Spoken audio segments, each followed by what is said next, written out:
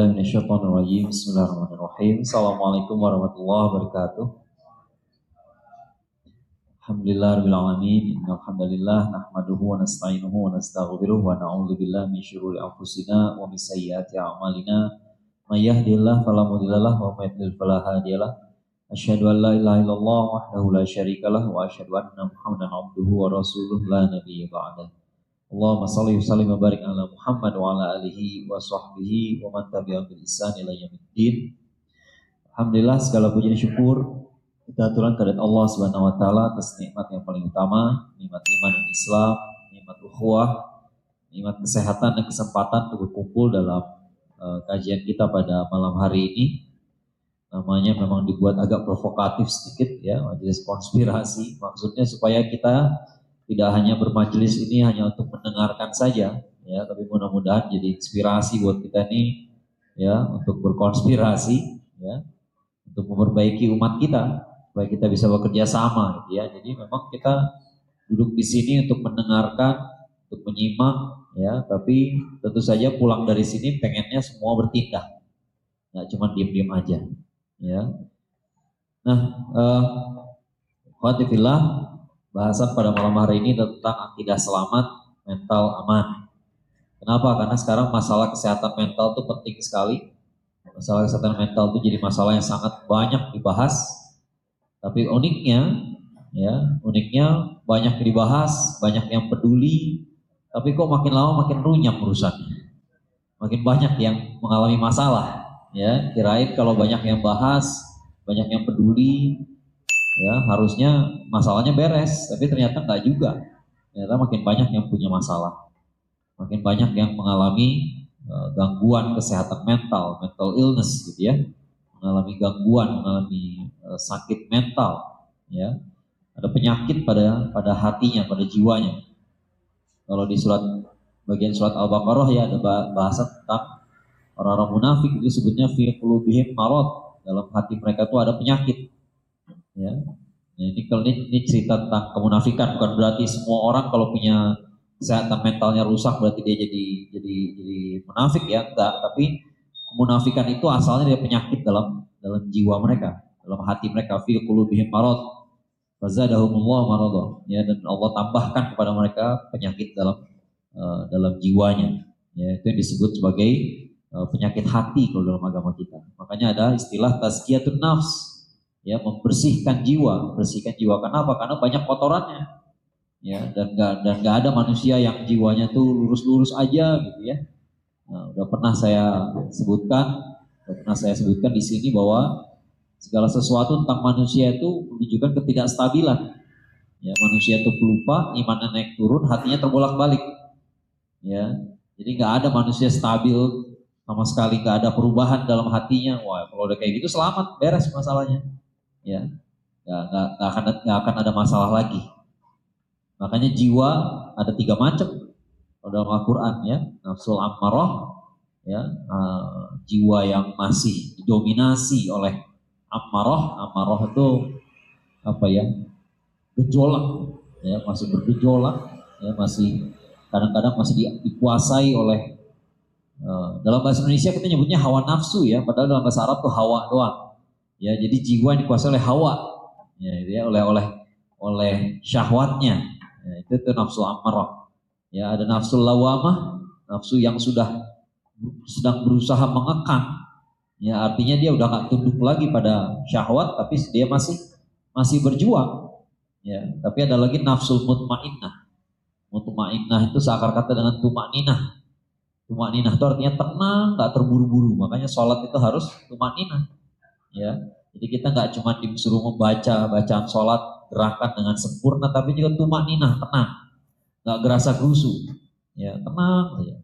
Ya, makanya kalau kita misalnya sudah azan, ya, kita masih jalan, kita nggak disuruh berlari, ya, harus tenang, datang ke masjid dengan tenang. Ya, kalau belum wudu ya wudu dulu tenang-tenang. Ya, kalau ketinggalan sekian rakaat ya masbuk, bukan dengan buru-buru, karena sholat itu harus tumakninah. Harus dengan tenang, ya. Nafsul mutmainnah itu jiwa yang sudah stabil, dan itu nggak semua orang memilikinya, ya, nggak semua orang memilikinya. Oleh karena itu Rasulullah SAW ketika suatu hari suatu ketika ditanya, dimintakan wasiat jawabannya sederhana saja. Qul amantu billah tsumma istaqim. Katakanlah aku beriman pada Allah, kemudian istiqomahlah. Kok sesimpel itu ya pesannya? Karena emang hidup sesimpel itu. Tapi simpel bukan berarti sederhana, bukan berarti mudah. Ya, simpel itu sederhana. Ya, sederhana. Artinya kita tahu apa yang mesti dikerjain. Tapi yang dikerjain itu nggak berarti gampang. Ya, misalnya gitu ya, nggak mudah. Ya, sederhana tapi nggak mudah. Istiqomah itu sama sekali nggak sederhana. Nggak sama sekali tidak mudah. Sederhana tapi nggak mudah. Ya. Nah, kalau bicara soal kebahagiaan, saya sering menjelaskan, saya lupa juga kalau di sini udah pernah membahas soal ini apa enggak gitu ya. PBB itu, ya sekarang bukan PBB doang, ada beberapa lembaga yang kerjasama dengan PBB juga gitu ya. Tiap tahun bikin data ranking of happiness report. Ya. Jadi bikin laporan negara-negara menurut tingkat kebahagiaannya. Ini data tahun 2016 sampai 2018, datanya keluar tahun 2019. Yang terbaru ada, cuma saya belum ngambil aja datanya 2023. Tapi juara satunya masih sama aja. Ini dari tahun ke tahun yang juara satu selalu Finlandia. Ya, kita lihat 20 terbesar: Finlandia, Denmark, Norwegia, Islandia, Belanda, Swiss, Swedia, Selandia Baru, Kanada, Austria, Australia, Costa Rica, Israel, Luxembourg, Inggris, Irlandia, Jerman, Belgia, Amerika Serikat, dan Republik Ceko. Kalau yang sekarang 20 besar ada 2 negara Islam, kalau nggak salah ada Saudi Arabia dan Qatar. Qatar di atas, ya. Ya, tapi yang 10 besar ini kurang lebih petanya itu aja. Nah, jauh berbeda. Ya, Finlandia, negara-negara Skandinavia semuanya paling tinggi. Ya. Nah, apakah kemudian kebahagiaannya jadi tidak misteri lagi? Enggak, dia tetap misteri. Ya, kenapa? Karena ternyata kalau kita cross check dengan tingkat bunuh diri, ya ternyata negara-negara yang katanya paling bahagia itu tingkat bunuh diri tinggi juga. Finlandia tingkat bunuh dirinya 13,4, nomor peringkat 38 dunia. Padahal di dunia itu ada hampir 200 negara, dia nomor 38, rankingnya tinggi sekali. Denmark nomor 107, Norwegia nomor 55, Islandia 60, Belanda peringkat 82, Swiss peringkat 74, ya, dan seterusnya. Ya, apalagi yang tinggi di situ. Belgia tinggi 35, Amerika Serikat 31. Ya, ranking 31 dari 200 negara, bayangin. Hampir 200, berarti kan tinggi juga, lumayan. Ya, lumayan, dia 15% di atas. Ya, artinya cukup sangat tidak bahagia. Tapi kenapa disebut sebagai negara termasuk negara yang paling bahagia? Nah, itulah misterinya. Jadi kita kalau bicara lihat survei, jangan yakin dulu bahwa surveinya benar, karena tergantung parameternya. Ya, benar nggak parameter yang dipakai? Betul nggak yang mereka bilang bahagia itu betul-betul bahagia? Karena kalau kita lihat data kayak begini, jadi ragu-ragu juga. Saya tambahin sedikit karena ada satu negara yang sekarang lagi berkuasa secara kultural, yaitu Korea Selatan. Korea Selatan sangat tinggi tingkat bunuh dirinya. Ya. 21,2, artinya 21 orang dari 100.000 bunuh diri. Dan itu tinggi sekali, peringkat 12 dunia. Ya, bayangin, ya, banyak lebih hampir 5%, 5% di atas maksudnya gitu ya. Dari seluruh negara, dari 200 negara, dia di level 5% per. Bayangin. Ya. Indonesia, alhamdulillah, walaupun katanya tidak bahagia, tapi ternyata peringkat 171 dalam soal bunuh diri. Ya, kita negara yang walaupun ya kadang-kadang kita sering kita sering terjebak sama yang namanya kalau terutama media sosial ya. Kalau media sosial terjebak sama namanya echo chamber. Ya, kita lihat berita, karena beritanya kayak gitu, lalu kita sangka dunia itu seperti itu. Ya, kalau lagi di rumah jam makan siang saya pasti matiin TV karena beritanya serem-serem semua, bunuh diri, orang mayat dipotong-potong, dimutilasi segala macam gitu ya. Lalu kita gara-gara berita seperti itu bertubi-tubi, serasa kayak seluruh dunia kayak begitu. Padahal enggak kan? Nah, demikian. Ya, antum kalau jalan-jalan di luar, apakah manusia itu semua kayak gitu? Enggak. Ya, bahwa ada yang seperti itu ada. Ya, ada yang loncat dari gedung bunuh diri, gantung diri, minum racun, ada. Ya, tapi apakah sehari-hari kita ketemu kayak gitu? Enggak. Apakah tiap bulan, tiap tahun ada di komplek kita? Enggak juga. Ya, tiap tahun aja enggak. Kali setahun pun enggak gitu. Ya, kadang-kadang kita bisa tertipu sama berita yang seperti itu. Bukan tertipu sih, terkondisikan. Ya, kita menyangka dunia tuh kayak begitu. Ya, padahal berita itu kan berita dari seluruh Indonesia gitu ya. Dari seluruh Indonesia ada kasus ini, kasus ini, kasus ini. Ya, lalu kita menyangka Indonesia ini kacau balau, padahal enggak juga. Ya, enggak demikian. Ya. Nah, tingkat bunuh diri di Indonesia ternyata rendah sekali dibandingkan negara-negara yang katanya bahagia. Ya, berarti apa? Berarti kebahagiaan ini masih misteri sampai sekarang. Ya, mereka yang mengaku bahagia ternyata nggak selalu juga. Ya, bahagia beneran. Ya. Nah, di zaman kita sekarang banyak sumber kesengsaraan. Ya, yang bikin perasaan kita sedih itu banyak. Di antaranya kegagalan. Ya, kalau kita lihat sekarang di media sosial betapa banyak orang ketika gagal mereka kolaps. Kadang-kadang ada yang overthinking, ya, mikirin masa depan, ya, kejauhan mikirinnya. Kalau bahasa Arab itu luar biasa ya, ada mungkin kalau kita menghafal sebuah doa yang diajarkan oleh Rasulullah SAW ya, Allahumma inni a'udzubika minal hammi wal hazan. Ya, hammi wal hazan. Ham itu artinya kekhawatiran akan terjadinya sesuatu di masa depan. Ya, ada lagi kata berikutnya gham. Gham itu adalah kekhawatiran ketika yang dikhawatirkan itu terjadi di depan mata. Jadi bahasa Arab itu sangat spesifik sekali gitu ya. Takut aja ada berbagai macam pilihan kata. Ya, ada berbagai macam pilihan kata. Kadang-kadang manusia itu overthinking, dia mikirin terlalu jauh. Ya, dia berpikir terlalu berlebihan, ya. Disuruh sama gurunya, ayo kamu besok pidato depan kelas. Wah, keringet dingin, nggak bisa tidur gitu ya. Dia berpikir kalau dia gagal, kalau dia salah ngomong, kalau dia nggak hafal akan dipermalukan seumur hidup, padahal nggak juga, biasa-biasa aja. Padahal cuma diketawain dan selesai hari itu juga. Ya, ketawa biasa-biasa aja, tapi kadang-kadang orang overthinking. Ya, orang berpikir kalau saya gagal besok kiamat ya, padahal nggak kiamat. Ya, life goes on, nggak ada masalah. Ya, mungkin ada yang ketawa, tapi yang ketawa itu tidak bermaksud menghina kita juga. Ketawa karena lucu aja. Ya, ada sesuatu yang lucu, ada orang disuruh maju ke depan ternyata disuruh ngomong A yang kesebut B, lucu. Ya, lalu ada teman yang ketawa, tiba-tiba kita merasa waduh, ya gimana. Padahal orang ngelihat cuma peristiwanya aja, dia nggak mau hakimi kita sama sekali. Dia nggak mau hakimi bahwa Anda bakal bikin malu seumur hidup, enggak. Ya, Anda nggak pernah akan jadi orang sama sekali, enggak gitu. Ada kesengsaraan merasa terasing, merasa beda sendiri dengan yang lain. Ke orang lain kayak begini, saya enggak. Ya, berbeda sendiri gitu ya. Padahal jadi anti mainstream, kadang-kadang nggak bagusnya juga, jadi unik. Ya, kadang-kadang orang sedih karena jadi korban ketidakadilan. Ya, ketidakadilan siapa? Orang tua barangkali. Ya, kata siapa orang tua adil terus? Orang tua juga manusia. Kadang-kadang pilih kasih, kadang-kadang nggak objektif, sama. Kadang-kadang guru yang tidak adil. Ya, karena guru nggak adil. Saya ingat banget dulu waktu SD gitu ya, pernah dipanggil kepala sekolah gagal berantem. Gitu ya. Menurut saya nggak adil. Kenapa? Karena saya diserang duluan. Ya, emang saya diharapkan kalau diserang bakal diem aja gitu kan. Masa disamakan antara menyerang duluan sama yang bertahan, itu nggak adil. Sampai sekarang pun saya merasa nggak adil. Gitu. Ya, nah, kadang-kadang kita merasa hidup ini nggak adil. Ya, karena ternyata kita yang nggak salah tetap menerima konsekuensi. Ya, atau bisa jadi lebih parah lagi, kita yang nggak salah menerima konsekuensi, yang bersalah nggak kenapa-kenapa. Ya, karena kita merasa hidup itu nggak adil. Itu bikin hati sengsara juga. Kadang-kadang sekarang banyak yang khawatir karena dirinya jadi generasi sandwich, gitu ya.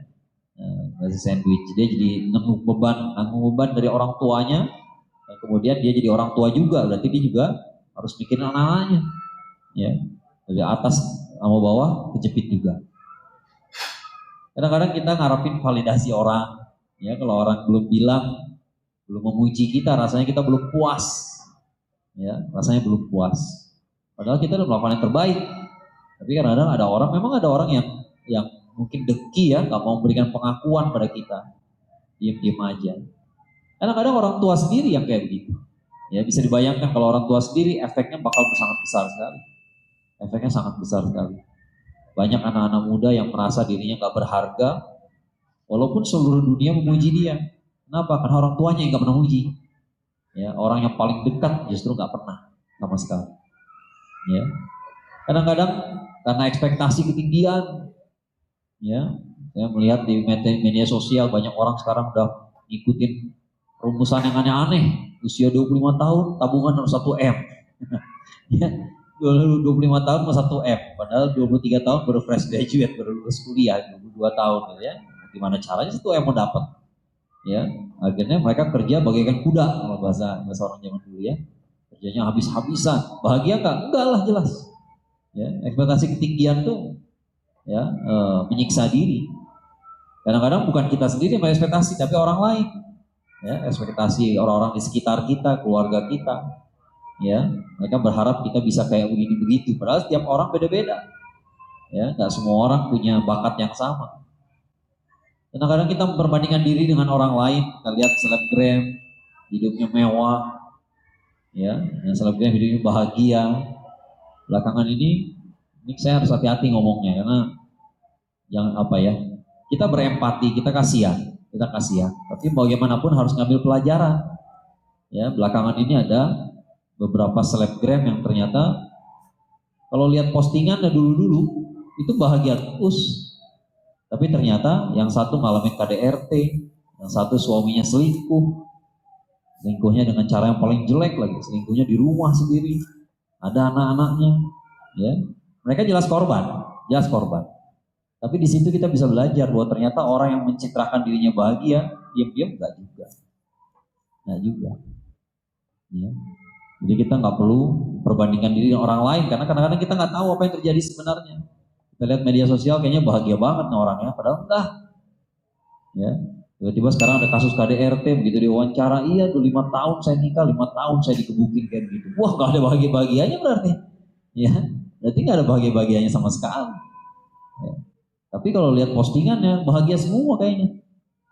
Ya, bajunya baru, liburannya ke tempat-tempat yang mahal-mahal, luar negeri dan sebagainya. Kan enggak tuh. Ya. Karena kita berbandingkan diri dengan orang lain, padahal kita nggak tahu persis kehidupan dia seperti apa. Kita kira mereka bahagia, padahal kita nggak hidup bersama dia, kita nggak tahu. Ya, banyak urusan dapur yang kita nggak tahu, memang kita nggak pernah tahu urusan dapur orang lain. Ya, kita cuma masuk ke rumah orang kan ruang tamu doang. Ya, kita lihat dari depan rumah, masuk ruang tamu itu udah paling jauh. Ya, udah paling jauh. Mana kita tahu apa yang terjadi di belakang sana. Dan kesengsaraan hati juga karena menuruti hawa nafsu. Kadang-kadang orang nggak bisa bedain mana happiness, mana pleasure.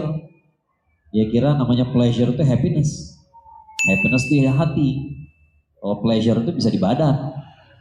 Ya. Maka orang mengira dia akan bahagia kalau dia memberi makan tubuhnya dengan hal-hal yang nikmat. Ya, dengan hal yang nikmat, liburan, healing. Ya, istilahnya healing itu maksudnya healing buat jiwa. Ya, tapi ujung-ujungnya yang dicari hanya kenikmatan jasmani saja. Ya. Anda punya masalah dengan hati, kita punya masalah dengan perasaan, kita selesaikan dengan liburan, jalan-jalan keluar. Selesai enggak? Enggak. Karena jalan-jalan liburan keluar, jalan-jalan ke gunung, lihat sunset cuma ngasih ketenangan pada mata saja. Udara segar cuma ngasih udara segar buat paru-paru kita lebih enak aja. Tapi masalah dalam hati kita beres enggak? Enggak. Ya, nggak akan selesai kalau kayak gitu konsep healing kita. Ya, dengan makan makanan yang enak. Wah, ini saatnya kalau lagi stres ini kita jajannya yang enak-enak lah, gitu ya. Nggak akan selesai. Karena bukan di situ kebahagiaan, memang bukan di situ tempatnya. Ya, maka dicari-cari nggak bakal selesai. Nanti dari situ lahirlah berbagai filsafat yang nggak beres. Ya, mohon maaf gitu ya. Kemarin beberapa hari yang lalu saya nonton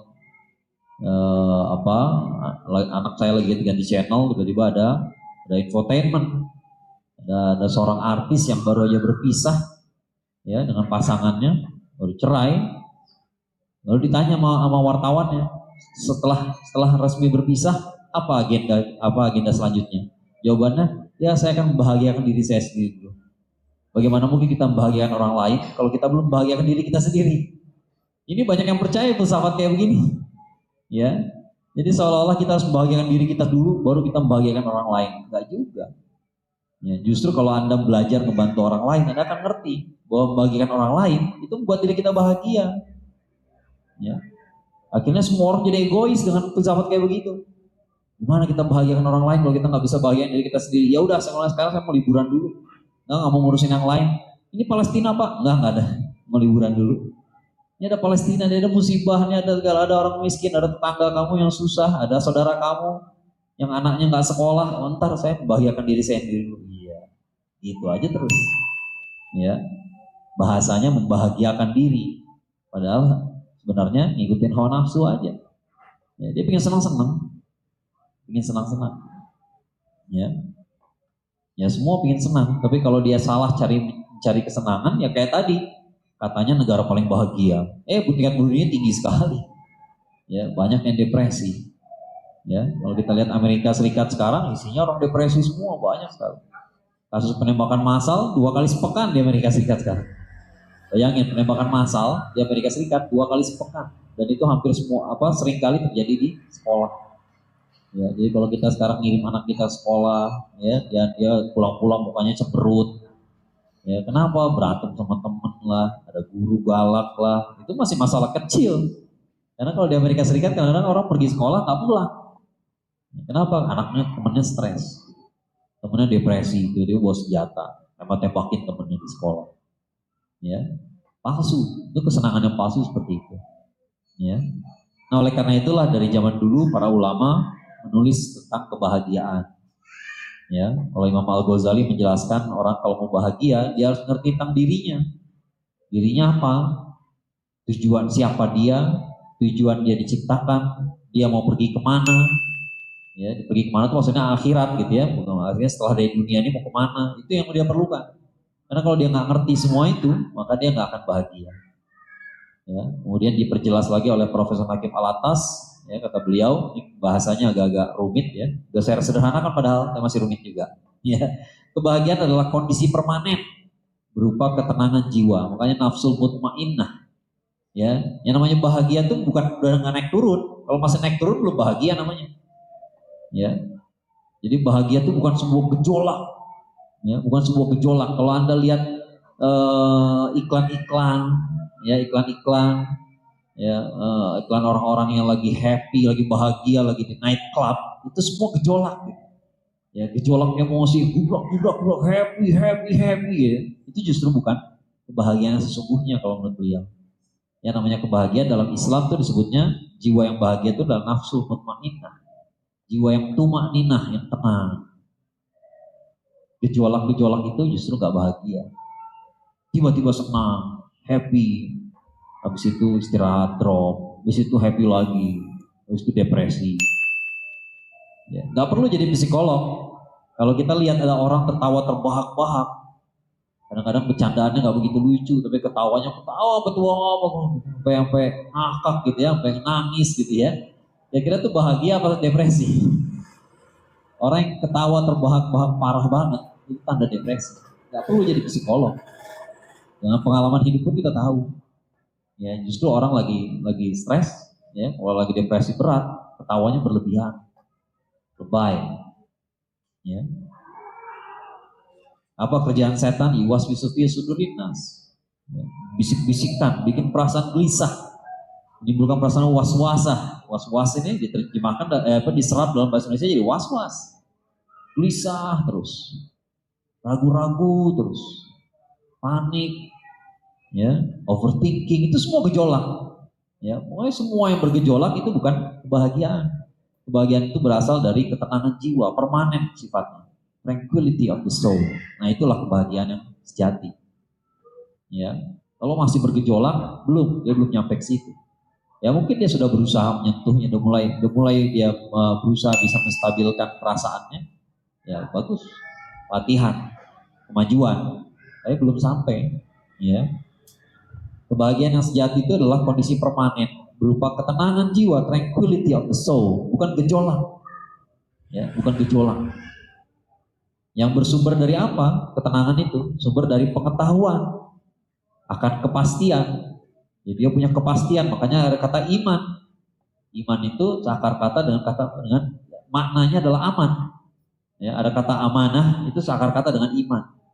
Apa sih orang disebut amanah? Orang yang amanah itu adalah orang yang menimbulkan perasaan aman kepada orang lain. Kita punya masalah, kita bawa ke dia, tenang kita. Itulah orang yang amanah. Makanya Rasulullah SAW disebut al-amin, orang yang paling amanah, yang paling dipercaya. Ya, dipercaya itu dalam hal apa? Segala-galanya. Jadi yang namanya bahagian itu berhubungan sekali dengan iman kita. Ya. Nah kadang-kadang sekarang tiba-tiba dibangkitkan adalah egonya. Ini yang penyakit zaman sekarang. Orang udah nggak bahagia, tiba-tiba dikasih makan egonya. Tiba-tiba orang sekarang semua marah. Wah, kenapa? Saya punya masalah, kok tiba-tiba dikait-kaitkan dengan iman. Karena orang sensitif semua. Padahal memang begitu kenyataannya. Memang demikian. Cuman kita nggak menghakimi. Kita nggak menghakimi mengatakan bahwa kalau Anda lagi stres, depresi, berarti Anda orang tidak beriman. Nggak ada yang bilang nggak beriman. Ya, insya Allah kita semua beriman. Tapi memang imannya lagi dalam bahaya. Kalau lagi depresi, lagi bergejolak, berarti lagi dalam bahaya, lagi dalam gangguan. Gak ada yang bilang gak beriman. Ya, tapi sekarang dikasih makan egonya terus. Tiba-tiba orang gak mau terima nasihat. Tiba-tiba orang gak mau dikasih tahu bahwa ini ada masalah dengan iman.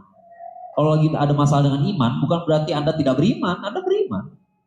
Dan bukan berarti Anda gak punya harapan, Anda punya harapan. Jelas. Ya. Nah sekarang sekali lagi yang berbahaya sekarangnya adalah orang nggak bisa terima nasihat. Saya pernah lihat ada sebuah akun di Instagram, akunnya berbau-bau. Ya ini sebenarnya bukan organisasi mana-mana, dia cuma bikin akun sendiri aja. Bahkan ya kalau saya lihat memang akunnya akun jualan sebenarnya gitu ya ujung-ujungnya. Tapi dia suka munculin nasihat-nasihat agama yang berbau-bau agama gitu ya. Tiba-tiba ada kalimat kalau ada teman kamu curhat, nggak usah dinasehatin kan dia nggak butuh nasihat. Siapa yang gak butuh nasihat? Ini bertentangan sekali dengan ajaran agama. Ya, dalam agama kita dindu nasihat, agama itu nasihat. Siapa yang gak butuh nasihat? Sombong banget Anda merasa gak butuh nasihat. Semua orang butuh nasihat. Semua. Ya, gak ada yang gak butuh nasihat. Ya, semua orang butuh nasihat. Nah susahnya sekarang sekali lagi ego itu yang dibesarkan. Ya, itu yang masalah. Tiba-tiba kita bicara soal bagaimana keadaan mental kita berhubungan dengan iman, tiba-tiba orang jadi sensitif, orang jadi marah. Lalu memang demikianlah kenyataan. Cuman gak ada yang bilang bahwa Anda tidak beriman, enggak. Beriman, iman lagi dalam masalah itu aja. Ya, kita manusia biasa. Sekali iman tuh naik turun, memang begitu. Ya. Nah iman itu, kebahagiaan itu adalah kondisi permanen berupa ketenangan jiwa. Itu yang permanen itu baru disebut nafsu mutmainnah. Ya, asalnya dari mana? Dari pengetahuan bahwa dia punya kepastian, ya, punya kepastian. Kepastian tentang apa? Tentang hakikat diri dan kehidupannya. Ya, jadi dia tahu siapa dia. Ya, dia tahu mau ngapain dia di dunia ini. Dia tahu apa harapan, apa ekspektasi yang benar terhadap dirinya. Bukan ekspektasi orang lain. Dia tahu bahwa dia ini dinilai bukan dari kekayaannya misalnya. Ya, kalau dia ngebandingin diri sama orang lain, apa nggak menderita? Ya, apa nggak menderita jiwa kalau kita ngebandingin diri sama orang lain? Wah orang lain kok kaya raya ya, padahal bisa jadi emang bapaknya juga kaya raya. Wajar anaknya juga kaya raya. Wah dia bisa bikin bisnis segala macam. Jangan-jangan emang diajarin sama orang tuanya. Kita nggak punya orang tua pebisnis. Ya wajar. Kita mesti belajar susah payah. Nah, dia tinggal ngikutin. Nggak sesulit itu. Wajar. Ya, tapi di sisi lain orang lain juga kadang-kadang iri sama kita.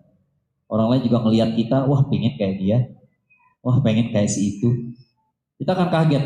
Kadang-kadang kita iri sama orang, tapi tiba-tiba suatu hari kita bilang ke dia, saya iri sama kamu kok gini. Tiba-tiba apa jawabannya? Jangan-jangan dia juga menjawab, saya juga iri sebenarnya sama kamu.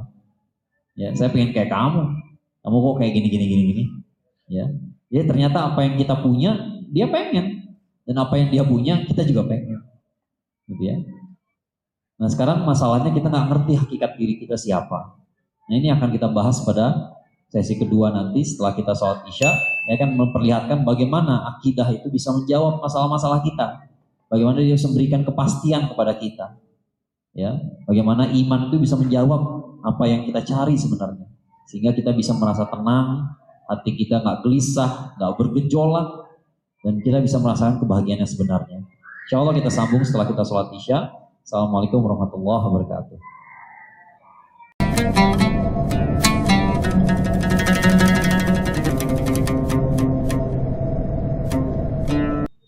Assalamualaikum warahmatullahi wabarakatuh. Kita lanjutkan kembali bahasan kita tentang kebahagiaan. Ya, ini bahasan dari para ulama. Ya, Imam Al-Ghazali pernah nulis buku Kimia Sa'adah, artinya kimia kebahagiaan. Kalau dalam bahasa Indonesia kayaknya aneh ya, kimia kebahagiaan maksudnya apa sih? Kalau dalam bahasa Inggris agak masuk akal ya, the chemistry of happiness. Ya, jadi bagaimana kita bisa meramu gitu ya, sehingga muncullah formula kebahagiaan. Ya, nah Prof. Nakib Alatas mengembangkan dari apa yang telah dijelaskan oleh Imam Al-Ghazali. Ya, ini beliau adalah cendekiawan Muslim dari Malaysia dan beliau menjelaskan dalam penjelasan beliau ya, ini sebenarnya menjelaskan hal yang sama, tapi kadang-kadang orang di berbagai zaman itu butuh penjelasan yang berbeda. Ya itu aja intinya ya. Jadi bukan berarti Prof. Nakib Alatas menemukan kebahagiaan, enggak demikian. Tapi kadang-kadang orang di setiap zaman butuh penjelasan yang berbeda-beda. Ya, Prof. Alatas menjelaskan kebahagiaan adalah suatu kondisi permanen. Jadi kebahagiaan itu bukan sesuatu yang timbul tenggelam. Ya, kalau liburan itu timbul tenggelam apa enggak? Apa permanen? Kan kita nggak selamanya liburan.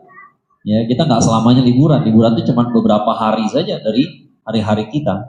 Pasti kita lebih lama nggak liburannya daripada liburannya. Ya, jadi kebahagiaan itu bukanlah liburan. Kebahagiaan itu bukanlah nerima gaji. Karena kalau nerima gaji berarti bahagianya cuma sekali sebulan aja.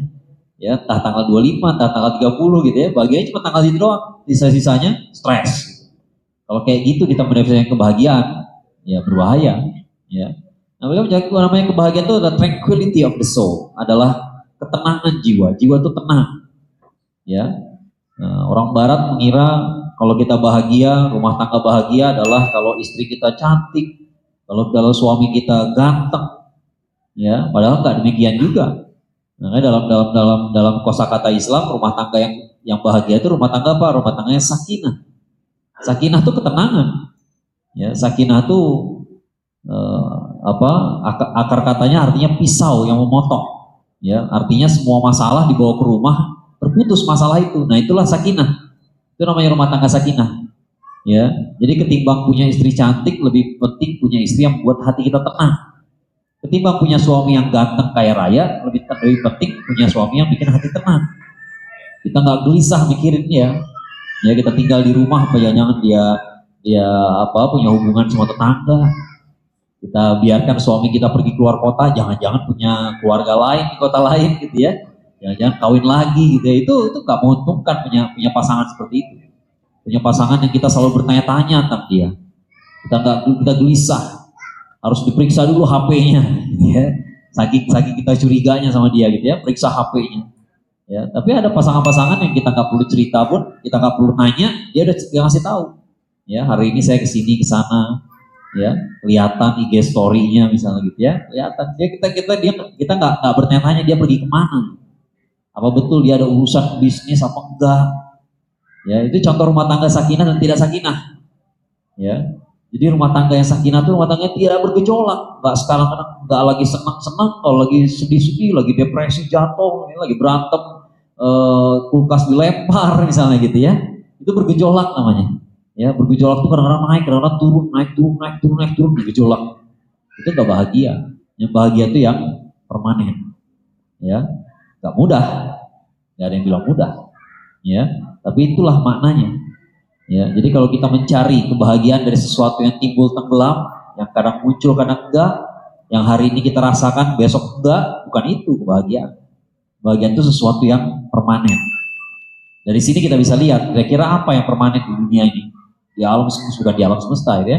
Apa sesungguhnya yang permanen? Cuma satu, Allah. Ya, cuma satu, cuma Allah aja yang permanen. Ya, yang lain ya ada akhirnya, ada ujungnya, ada ajalnya. Ya. Nah, ketenangan jiwa yang permanen itu sumber dari pengetahuan. Jadi dari sini kita bisa lihat hubungannya iman sama akal, iman sama ilmu. Ya, iman sama ilmu. Gak ada ilmu, gak ada iman. Makanya kita lihat orang yang gampang dimurtadkan, biasanya orang yang gak berilmu. Ya, gak ada orang berilmu tiba-tiba dikasih Indomie sekardus pindah agama, gak ada. Ya, orang berilmu dikasih pekerjaan, dia mau pindah agama. Ya, biasanya orang yang gak berilmu. Ya. Nah, ketenangan itu dari pengetahuan, bukan dari ketenangan. Jangan pernah kita mengira iman kita akan bertambah dengan tidak bertambahnya ilmu. Nggak pernah. Nggak ada ceritanya kayak begitu. Ya, nggak ada ceritanya seperti itu. Iman itu bertambah dengan bertambahnya ilmu. Ya, maka belajar itu sebuah kebutuhan. Ya, nggak ada ceritanya. Yang penting kita imannya kuat. Ya, saya nggak ngerasa perlu ikut kajian yang rumit-rumit. Masalahnya kalau Anda nggak ikut kajian yang rumit-rumit, berarti pengetahuan Anda sedikit. Pengetahuan sedikit, berarti imannya begitu digerus sedikit, diganggu sedikit, digoda sedikit, digalaukan sedikit, goyah. Itu masalahnya. Ya, gampang goyah kita kalau kita nggak punya pengetahuan. Pengetahuan soal apa? Soal kepastian. Kepastian itu berarti ada yang ngasih tahu, ada yang ngasih kepastian pada kita. Ya, siapa? Ya Allah. Kepastian soal apa? Soal hakikat diri kita, hakikat kehidupan kita. Ya, siapa yang bisa ngasih jawaban sepasti itu? Ya Allah. Siapa lagi? Ya, maka kalau kita nggak kenal Allah, ini maksudnya pengetahuan. Bagaimana Anda mengaku beriman sama Allah kalau Anda nggak kenal Allah? Ya, waktu lagi pandemi, kalau nggak salah lagi pandemi, ada seorang tokoh yang mengatakan Tuhan saya bukan Tuhan yang pencemburu. Berarti dia nggak kenal Allah, padahal dia Muslim. Ya, dia Muslim. Dia bilang Tuhan itu nggak pencemburu. Berarti Anda bukan nggak kenal Allah. Karena justru Rasulullah SAW mengatakan Inna Allah yaghar, Allah itu pencemburu. Ya. Jadi kalau Anda bilang Allah tidak pencemburu, Anda nggak ngerti siapa Allah. Ya, ngarang-ngarang sendiri. Ya. Berarti kita nggak kenal sama Allah. Ya, orang yang seperti itu ya nggak mungkin imannya baik. Nah, jadi kita ini butuh kepastian. Ya, kenapa kita menderita? Kenapa jiwa kita menderita? Yang udah kita uraikan tadi di sini nih. Slide yang ini, slide sebelumnya ya. Ya, kenapa kita menderita hati kita? Karena kita menerima kegagalan. Bukan kegagalan yang bikin kita derita, tapi ketidakpastian soal makna kegagalan itu. Kalau kita gagal, apa kita jadi orang gagal? Apakah Anda orang gagal hanya karena Anda mengalami satu kegagalan? Enggak. Ya, you are not what you do. Kenapa? Manusia kan imannya naik turun, hatinya terbolak-balik. Jadi kalau gagal, memang kita lagi jatuh aja. Ya, bukan berarti kita orang jelek. Ya, kita gagal dalam satu hal, lalu kita merasa diri kita adalah orang gagal. Enggak. Ya, kita lagi jatuh itu aja, lagi terpuruk. Tapi orang terpuruk bisa bangun lagi. Ya, jadi nilai kita sebagai pribadi nggak ditentukan oleh satu peristiwa itu doang gitu loh maksudnya. Ya, nah kita nggak bisa memahami kegagalan, itu yang bikin kita galau. Nggak ada kepastian, ini maksudnya apa ya kegagalan kayak begini ya? Apakah kegagalan gini berarti Allah nggak suka sama saya, benci sama saya? Nah kita butuh kepastian. Jawaban yang pasti itu apa? Itu yang bikin orang nggak bahagia. Overthinking tentang masa depan, nggak ada kepastian. Apa yang terjadi di masa depan? Kalau berhasil gimana? Kalau gagal gimana? Kalau gini gimana? Kalau gitu gimana? Ya, kita merasa terasing dari orang lain. Kita merasa tidak menerima keadilan. Di dunia itu kadang-kadang orang baik bisa tersisihkan. Orang baik bisa mengalami kemalangan. Ada yang nanya ke saya, ini ke Palestina kenapa kayak begitu? Padahal isinya orang soleh semua yang menerima kayak begitu. Nah kalau kayak gitu Anda nggak ngerti. Ya, Anda nggak ngerti kebahagiaan. Mereka lebih mengerti bahagia daripada kita. Kita lihat orang Palestina rumahnya hancur, diwawancara. Gimana rumah Anda hancur tinggal puing-puing. Gimana rasanya? Ya alhamdulillah ala kulli hal. Bayangin. Kalimat pertamanya alhamdulillah. Ya nggak bersyukur atas runtuhnya rumah, enggak. Ya, tapi banyak yang bisa disyukuri selain rumah itu. Apa kata dia? Yang penting keluarga selamat, rumah bisa dibangun lagi. Bayangin, ya kita aja dong gak kepikiran bisa ngebangun lagi gitu, bisa pulih Gaza dengan kondisi sekarang. Orangnya sendiri yang mengalami masih merasa bisa pulih. Ya, mereka walaupun mereka jadi korban kezoliman, tapi mereka punya kepastian. Kepastiannya apa? Nanti kita bahas. Ya, ada bahasannya ya. Jadi generasi sandwich gitu ya, makan validasi. Kalau orang nggak mengakui saya, apakah saya jadi rendah nilainya? Ya, padahal ada yang menilai kita, yaitu Allah Subhanahu Wa Taala. Ya, semua masalah ini adalah karena adanya ketidakpastian. That's the point. Ya, ketidakpastian itulah yang bikin kita merasa tidak bahagia. Ya, nah supaya dapat kepastian, makanya kita perlu punya pengetahuan, punya ilmu. Agama ini isinya ilmu, Quran itu isinya ilmu. Ya, jadi kalau kita baca kita akan mengerti. Contohnya misalnya ada hubungannya. Pertama, kalau bicara akidah, yang namanya akidah itu apa sih? Akidah itu yang skupnya adalah rukun iman. Itu adalah akidah. Ya, ada hadis Jibril yang sangat terkenal ya. Jibril datang dalam bentuk seperti seorang manusia, rambutnya putih, rambutnya hitam, jenggotnya hitam, bajunya putih, ya, seolah-olah nggak ada apa digambarkan oleh para sahabat. Dia bukan orang sini, tapi tidak ada bekas perjalanan. Ya, artinya dia bukan orang sini, bajunya bersih, bukan kayak nggak dari mana-mana. Gitu. Tiba-tiba datang pada Rasulullah SAW, ketika Rasulullah SAW lagi bersama para sahabat yang lain, lagi rame. Tiba-tiba datang orangnya terus bertanya, apa itu Islam? Dijelaskan oleh Rasulullah SAW. Islam itu begini-gini, rukun Islam. Apa itu iman? Iman itu adalah beriman pada Allah, ya, kepada para malaikatnya, para kitab sucinya, kepada Nabi dan Rasul, pada hari akhir, dan kepada takdir baik dan buruk. Kemudian apa itu ihsan? Dan setiap pertanyaan yang diajukan, setelah dia nanya, dijawab oleh Rasulullah SAW, tiba-tiba orang itu jawab, kamu benar. Kan aneh gitu ya, kayak ngetes gitu. Ya, kayak ngetes. Kalau dia benar-benar nanya, orang kalau nanya, ya dia menerima aja. Tapi dia datang bertanya, setelah dijawab, dia akan bilang, kamu benar. Setelah itu orang itu pergi, tiba-tiba hilang. Ya, kata Rasulullah SAW, itu tadi Jibril datang, sedang mengajari agama kamu. Ya, itu disebutnya hadis Jibril. Ya, bagaimana Jibril datang mengajukan beberapa pertanyaan pada Rasulullah SAW, diantaranya soal rukun iman. Nah, semua yang urusannya sama iman itulah akidah. Ya, jadi kalau kita bicara soal akidah itu bukan hanya iman pada Allah doang, tapi iman kepada ya rukun iman itu yang 6. Ya. Nah, sekarang kita lihat bagaimana hubungannya antara akidah yang selamat dengan mental yang aman, gitu. Mental yang sehat. Ya. Misalnya kita beriman pada Allah Subhanahu Wa Taala. Kenapa beriman sama Allah ini paling krusial, paling penting? Ya, yang lainnya adalah penjelasan dari yang ini. Gitu ya. Kenapa beriman sama Allah bikin hati kita jadi sehat, jiwa kita jadi normal, jadi tenang? Ya, karena Allah Subhanahu Wa Taala adalah sang pencipta. Kalau kita kenal sama Allah, kita kenal siapa diri kita. Ya, kalau kita kenal sama Allah, kita ngerti siapa kita. Sekarang misalnya ada kalimat Rabbana ma khalaqta hadza batila. Ya Rob, gak ada yang kau ciptakan sia-sia. Artinya Allah tuh bukan zat yang suka iseng. Allah tuh gak iseng melakukan sesuatu. Sesuatu itu ada hikmahnya, ada nilainya. Ya, sekarang Anda bertemu orang aja nih ya, nggak usah Allah dulu, orang terhormat. Kira-kira kerja sesuatu karena iseng apa enggak? Enggak. Ada tujuannya semua yang dia kerjain. Itu orang terhormat. Gak ada orang terhormat pergi keluar tiba-tiba pakai celana pendek, gak pakai baju. Kenapa Pak? Lagi iseng aja nih, lagi enak. Gak ada kayak begitu. Malah drop penilaian kita terhadap dia. Ini benar orang terhormat apa enggak? Ini benar guru atau enggak? Profesor atau bukan? Ustadz apa kagak sih ini? Jadi kalau ada orang berbuat sesuatu yang iseng, gak jelas tujuannya apa, turun derajat dia.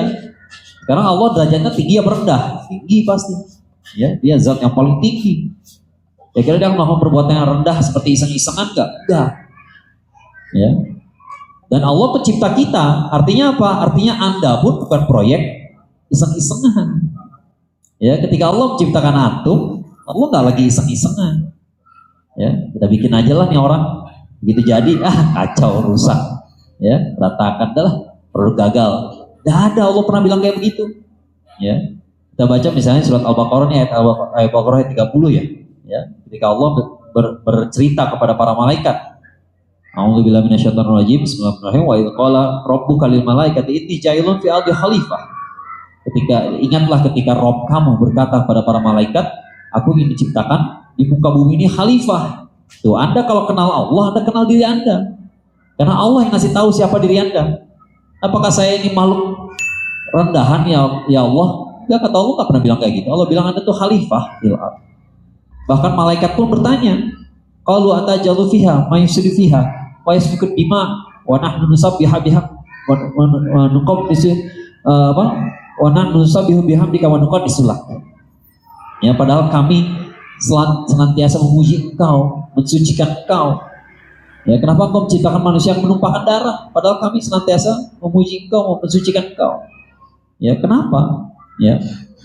Apa jawaban Allah? Inilah alamah ta'lamun. Aku tahu apa yang kamu nggak tahu. Ya. Nah, Allah nggak pernah salah. Allah nggak pernah berubah pikiran. Ya. Allah itu zat yang pasti, yang nggak pernah berubah pikiran. Itu menarik tuh. Itu penting, itu poin penting sekali.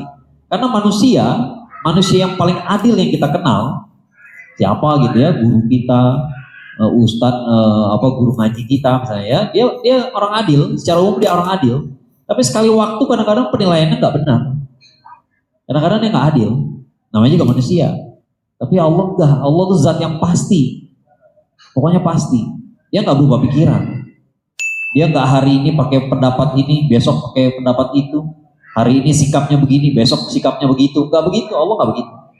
Allah tuh zat yang pasti, nggak asal-asalan. Semua yang Allah kerjakan bukan iseng. Maka semua makhluk yang diciptakan ada gunanya, ada fungsinya. Ya, kalau saya di rumah paling musuhan sama kecoa. Kecoa tuh dulu saya pikir makhluk nggak berguna, ya, apalagi kalau udah terbang, ngeselin, ya, nggak ada gunanya nih kecoa. Ternyata kecoa itu salah satu makhluk yang sangat berguna buat lingkungan. Ya, dia salah satu makhluk yang makan apa aja. Kalau nggak ada dia, sampah numpuk. Ya, apa musuh berikutnya di rumah? Ada musuh yang kayak kalajengking. Belakangan baru saya tahu namanya ketonggeng. Ya, kalajengking kita kalau di rumah nyebutnya ya binatang bau. Karena begitu disamperin, kalau dia merasa terancam dia ngeluarin baunya asem, ngeselin banget. Ya, dipukul, pecret, apa bau. Ya, pokoknya ngeselin tuh binatang. Belakangan baru saya tahu ketonggeng itu makanan utamanya adalah kecoa. Jadi ada gunanya juga dia. Ya, kalau nggak ada dia, kecoa di mana-mana banyak bener. Ya, jadi bahkan yang Anda nggak suka pun ada manfaatnya juga gitu. Ya, bukan nggak ada manfaat sama sekali. Ya, cuman kadang-kadang nggak sesuai sama kepentingan kita, makanya kita nggak suka. Ya, misalnya hujan. Ya, kita mau pergi keluar, ada janji, tahu-tahu hujan. Ini hujan, ngeselin aja. Anda yang bilang hujan tuh ngeselin. Ya, kata petani, alhamdulillah hujan. Ya, ada yang butuh hujan itu. Ya, ada yang butuh, bukan nggak ada yang butuh, bukan nggak penting sama sekali ini hujan. Ada yang butuh. Sama kayak kecoa tadi gitu ya, kecoa pun bermanfaat. Mungkin bukan buat Anda, ya nggak manfaat secara langsung gitu maksudnya gitu ya. Ya mungkin bukan Anda yang makan kecoa, tapi yang lain ada. Dan kecoa tuh makan sesuatu yang berbahaya juga buat kita, sampah-sampah gitu ya. Kalau dia makan ya dia uraikan. Ya. Nah, kalau kita kenal Allah, kita kenal siapa diri kita. Kita bukan makhluk sembarangan. Kita bukan hasil produk gagal. Kita adalah khalifah fil ard, adalah pemimpin di muka bumi, wakil Allah di muka bumi. Ya, berarti kita mulia juga. Kalau kita nggak mulia, Allah nggak mau menjadikan kita wakil. Ya, artinya kita ini punya potensi buat jadi mulia. Nggak ada orang terlahir hina, tuh nggak ada. Ya, ngapain kita di dunia? Khalifah fil ard yang saya bahas di bagian pertama tadi. Ada di zaman sekarang orang berfilsafat kita nggak bisa membahagiakan orang lain sebelum bahagia diri kita sendiri. Padahal kita sebagai khalifah fil ard. Anda disebut khalifah nggak kalau ngurusin diri sendiri? Enggak. Ya, enggak. Kata Imam Al-Ghazali, Anda nggak akan bahagia kalau belum menjalankan fungsi Anda. Ya, beliau menjelaskan begini. Namanya mata itu senang kalau bisa ngelihat. Ya, jadi kalau kita punya mata tapi nggak bisa ngelihat, sedih kita. Telinga tuh bahagia kalau bisa mendengar. Tangan tuh bahagia kalau bisa ngambil benda, ya, mencet keyboard dan sebagainya. Ya, tangan tuh bahagia kalau bisa bergerak. Kaki itu bahagia kalau bisa berjalan, berlari, itu bahagia ya. Kalau kita punya kaki tapi nggak bisa jalan, sedih kita. Ya, nah anggota tubuh kita kayak begitu. Kita pun kayak gitu. Kita akan sedih kalau nggak bisa menjalankan fungsi kita. Fungsi kita sebagai khalifah fil ard. Tiba-tiba Anda berfilsafat, Anda pengen ngurusin diri sendiri. Bahagia nggak? Never. Anda akan bahagia kalau bisa ngurusin orang lain. Itu kenyataannya. Bayangin Anda jadi suami, jadi ayah, gak bisa ngasih makan anak istri. Bahagia nggak? Ya. Duitnya cukup buat kita. Buat apa? Buat beli rokok, beli jajanan, bisa ngopi. Tapi anak istri gak bisa makan. Bahagia nggak hidup sendiri kayak gitu? Enggak. Ya. Karena kita ngikutin cara berpikirnya orang barat, materialistis. Hidup bahagia itu hidup single aja, single life. Ya, yang penting ngurusin diri sendiri, nggak usah ngurusin orang lain. Nggak ketemu bahagianya, nggak akan ketemu. Ya, laki-laki itu disuruh menafkahi. Kenapa? Memang itulah fitrahnya. Dia akan bahagia kalau dia menafkahi orang lain. Makanya banyak orang tua terjebak nih, ini salah satu sisi apa? Karena kelewatan aja sedikit gitu ya. Tapi ini menunjukkan fitrahnya. Kenapa sih banyak ada orang tua yang manjain anaknya? Karena manjain anak tuh menyenangkan, tau gak? Ya. Karena bisa ngebeliin apa yang dia mau tuh senang hati kita. Dan itu diakui fitrahnya dalam Islam. Ya, makanya ini salah satu nafkah infak yang baik, yang paling baik adalah infak kepada keluarga kita sendiri. Menafkahkan keluarga kita sendiri. Nafkahi. Tahu anak kita suka martabak, kita beli martabak, dia yang makan, kita yang senang. Ya. Kalau hati Anda masih bersih, Anda bisa merasakan itu. Ya. Tanya pada para ibu, capek gak masak di rumah? Capek, tapi lihat anak makannya lahap gimana? Senang. Itulah kebahagiaan gitu. Ya, bahagia kita bisa berfungsi buat orang lain, bermanfaat buat orang lain. Khairun nas anfa'uhum linnas. Manusia terbaik yang bermanfaat bagi orang lain. Tiba-tiba kita berfilsafat mau memuaskan diri sendiri. Tiba-tiba mau child free. Oh, saya nggak mau punya anak, kenapa? Apakah salah kalau saya mau berbahagia sama suami saya berdua aja? Ya, nggak bakal ketemu kebahagiaan dengan cara kayak begitu. Justru kita tuh bahagia kalau makin banyak orang bisa kita bahagiakan. Ya. Kenapa? Karena kalau fungsi kita sebagai khalifah fil ya. Antum ngelihat nggak sekarang ada orang-orang, mungkin ada di antara antum juga yang suka bawa makanan kucing. Tiba-tiba ada kucing bengong sedikit kasih makan gitu ya. Kenapa sih ada dorongan kayak begitu? Ya selain karena memang selera dia sukanya binatang kucing ya, nggak semua orang suka kucing juga. Ya, tapi adalah karena kita suka ngasih makan, kita senang gitu. Melihat makhluk lain dapat makan, senang melihat makhluk lain bisa kita kasih makan. Memang begitulah kita. Ya. Nah, jadi kalau kita tidak menjalankan fungsi kita sedih, gak bakal bahagia. Walaupun kita bisa merasakan pleasure. Makanya saya bilang antara pleasure sama happiness itu kadang-kadang kita nggak bisa bedain. Ya, Anda jajan sendirian, pleasure namanya, enak. Saya bisa ngasih jajan orang lain, itu happiness, happy, bahagia. Ya, kenapa? Karena itulah fungsi kita yang sesungguhnya. Ya, sama seperti mata bahagia kalau bisa melihat, karena itu fungsi dia. Kita bisa jalankan fungsi kita dengan baik, bahagia kita. Ya. Karena kita jadi khalifah fil ard, tapi kita nggak ngerti siapa diri kita. Ya. Kita ngira gitu diri kita ini orang kecil, kita bukan siapa-siapa. Kita cuma bisa hidup buat diri kita sendiri. Gak bahagia nggak? Enggak lah. Ya. Berarti kita nggak ngerti tujuan kita diciptakan buat apa, makna hidupnya apa, dunia ini apa, akhirat itu apa, nggak tahu kita. Ya. Itu efek dari tidak kenal sama Allah. Kalau kenal sama Allah, semuanya kejawab. Karena Allah yang ngasih tahu. Ya, ngasih tahu lewat apa? Tentunya bukan lewat wahyu. Kalau lewat wahyu ya dengan para nabi kita nggak dapat. Ya, tapi kita dapat wahyunya di mana? Dari kitab sucinya. Nanti di iman poin yang ketiga, ya, iman pada kitab suci. Ya. Tapi intinya tetap kita perlu informasi ini. Ya, karena manusia nggak bisa mikirin sendiri. Dipikirin terus gitu, apa tujuan hidup kita, nggak akan ketemu khalifah fil ard.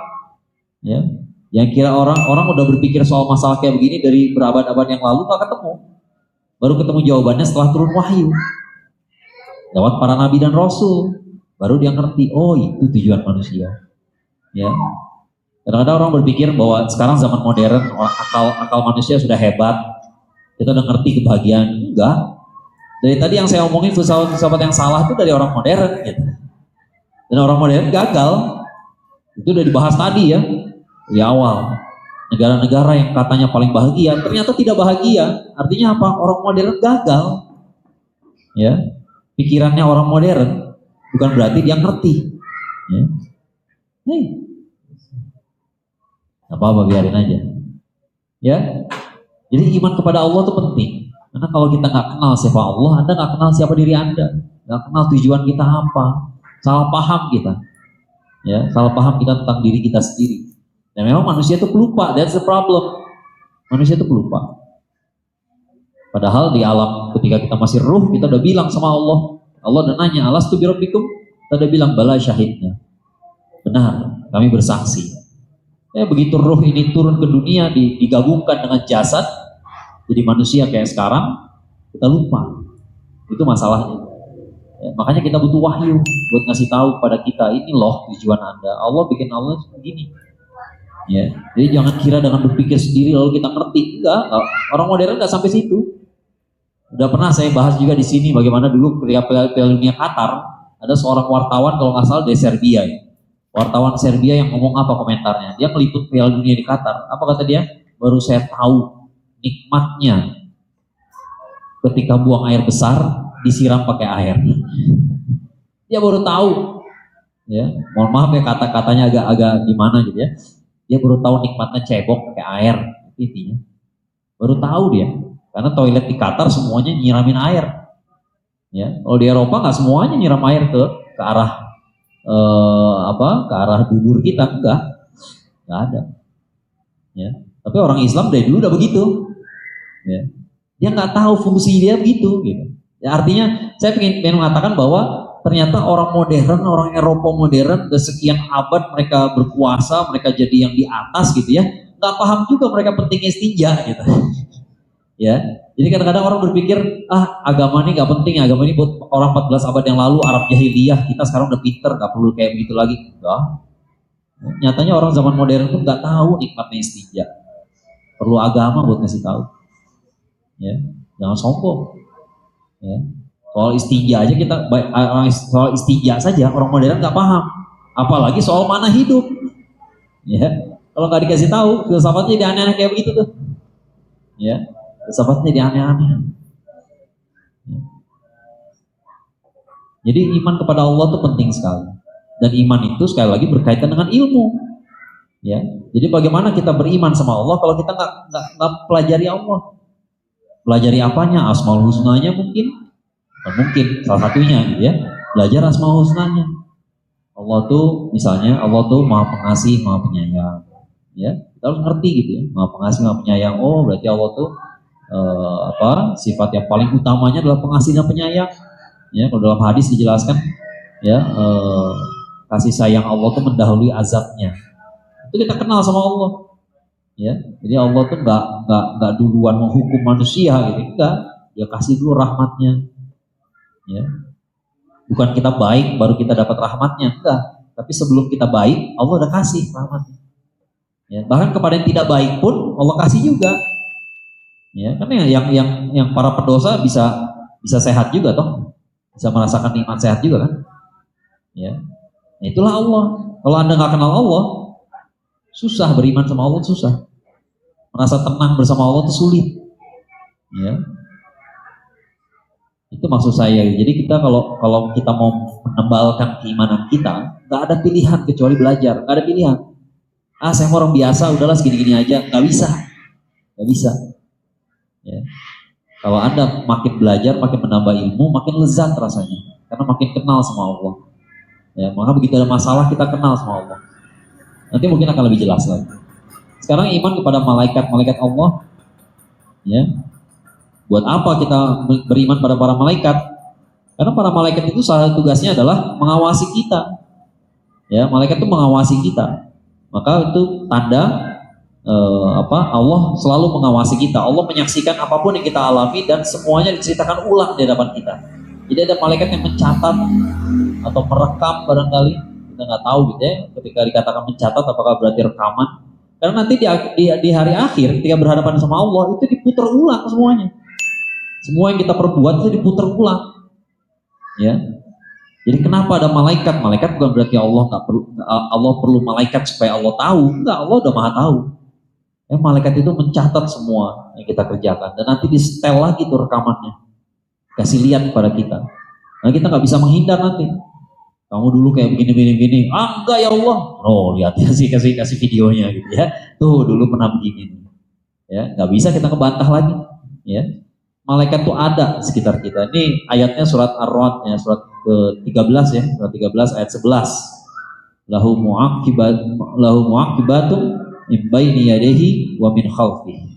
Ya, ada malaikat yang kami iringkan ya di depan, di belakang mereka, yahfazunahum, ya, untuk memelihara mereka, menjaga mereka min amrillah, atas perintah Allah.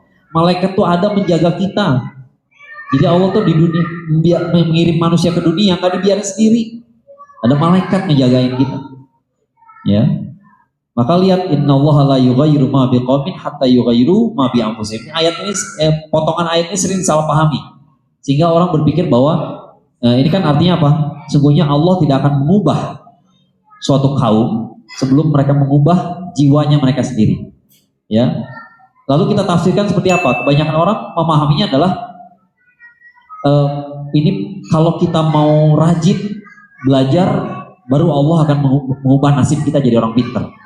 Ya, nggak demikian. Justru makna dari sini, kalau kita lihat dari awal ya, lihat dari awal, Allah mengirimkan malaikat menjaga kita. Jadi kita tuh udah dijaga dari awal gitu. Dari awal sudah dijaga. Ya, tapi begitu hati kita berubah dalam arti negatif. Ketika Anda jadi tidak bersyukur, ya, maka kemudian barulah Allah mengubah nasib kita. Ya, jadi maksud saya gimana ya? Saya jelasin ya. Jangan mengartikan bahwa Anda dapat kebaikan kalau Anda berbuat baik, bukan. Ya, sebelum Anda berbuat baik, Allah sudah memberikan kebaikan. Nah, gitu maksudnya. Ya, cuman kebaikan itu kan dilepas kalau Anda berubah jadi tidak baik. Gitu maknanya. Jadi yang start berbuat baik siapa? Bukan kita. Karena kita baik, maka Allah baik sama kita. Enggak, Allah sudah baik sama kita dari awal. Ya, ketika Anda masih bayi, Anda bisa berbuat baik nggak? Enggak. Anda belum bisa berbuat baik, tapi Allah sudah berbuat baik sama Anda. Allah udah ngasih sesuatu. Ya, ngerti ya urutannya ya? Jadi bukan kita berbuat baik, baru Allah berbuat baik sama kita. Enggak, Allah sudah berbuat baik dari kemarin. Allah sudah kasih malaikat untuk menjaga kita. Malaikat itu ngapain? Bukan mengawasi doang, tapi mengamplifikasi kebaikan-kebaikan kita. Antum berdoa, malaikat mengaminkan.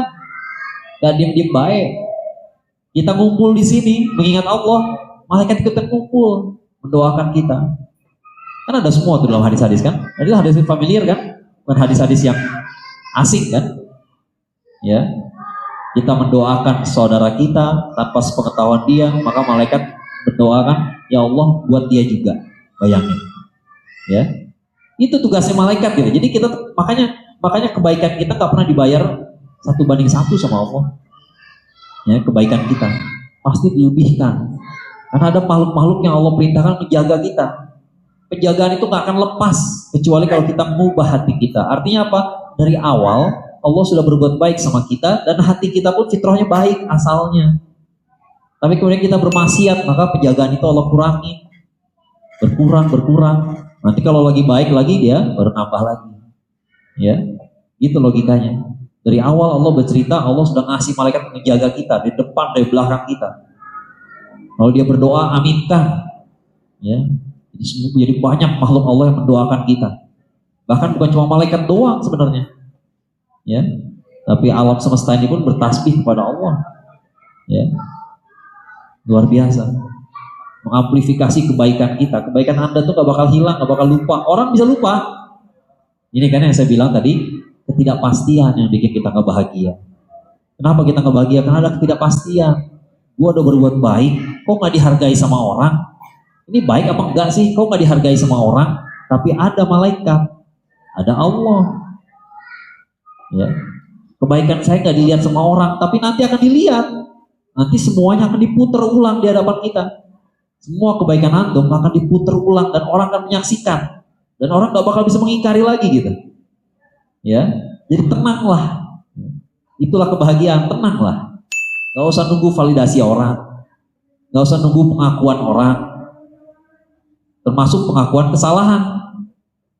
Ya, kalau ada orang punya salah, kadang-kadang kita nggak puas kalau dia belum ngaku salah.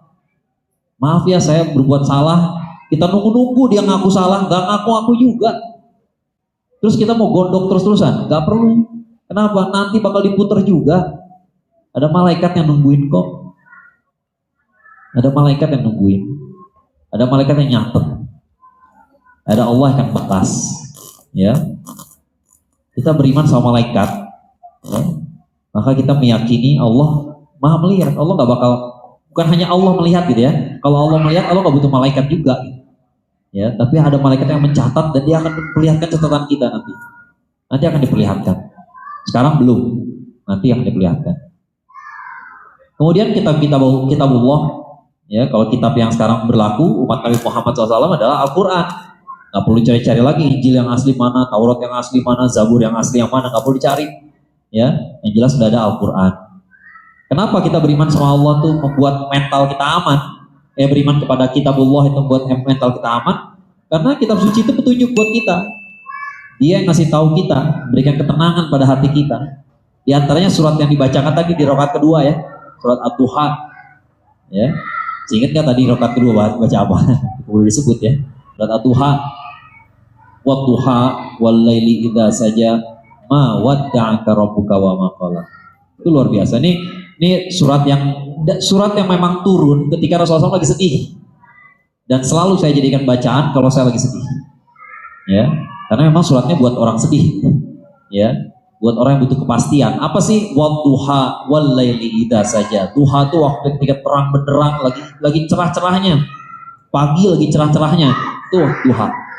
Wal laili idza saja, malam ketika gelap.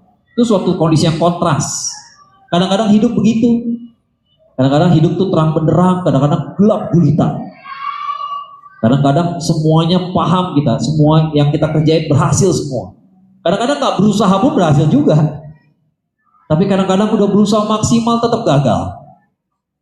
Kontras ya. Pernah ngalamin kan dua-duanya kayak gitu? Ya.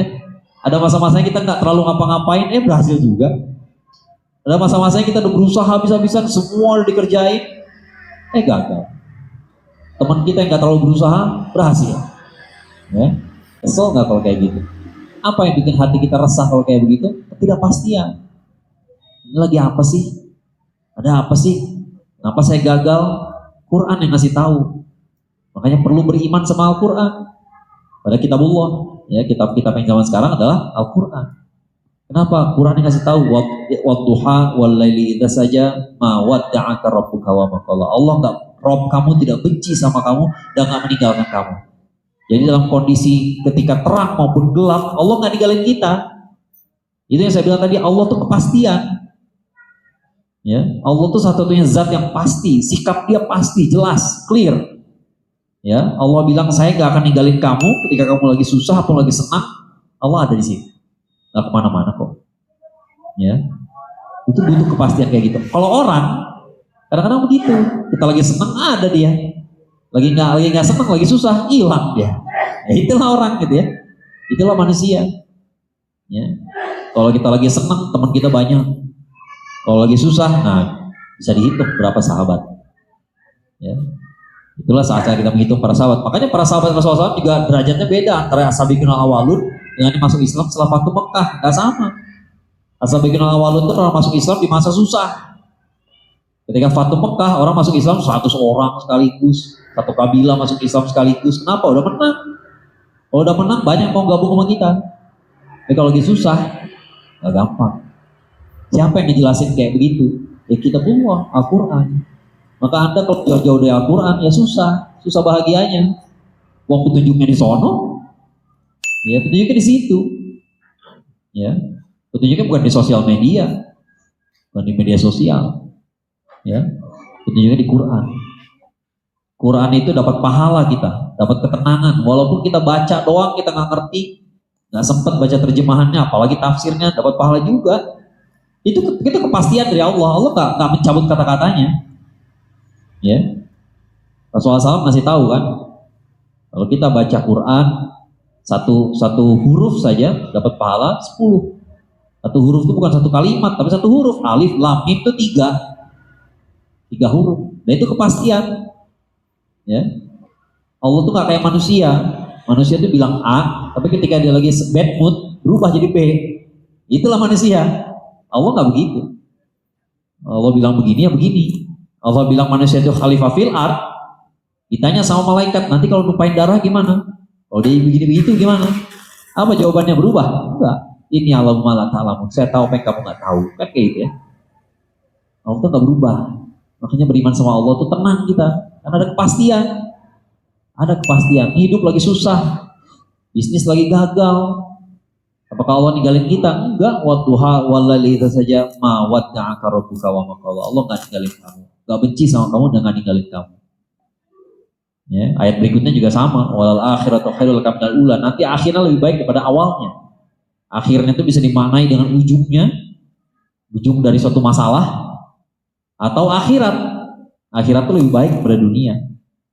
Anda punya masalah di dunia, kalau Anda sabar, di akhirat Anda akan dapat pahala dari kesabaran itu. Dan pahalanya lebih baik daripada dunia. Ya. Apalagi kalau kita memahami, kita nggak paham aja dapat pahala. Apalagi kalau kita pelajari, ya lebih aman lagi, lebih tenang lagi hati kita. Ya, akhirnya kita ngerti, oh ini Tuhan tuh kayak begitu ya. Ya. Tapi Anda nggak ngerti sekalipun, lagi sedih, buka Quran, baca, tiba-tiba cerah hidup. Tiba-tiba tenang juga. Nggak ngerti aja begitu, apalagi kalau ngerti. Wah, ya orang kalau ngerti, ya Masya Allah.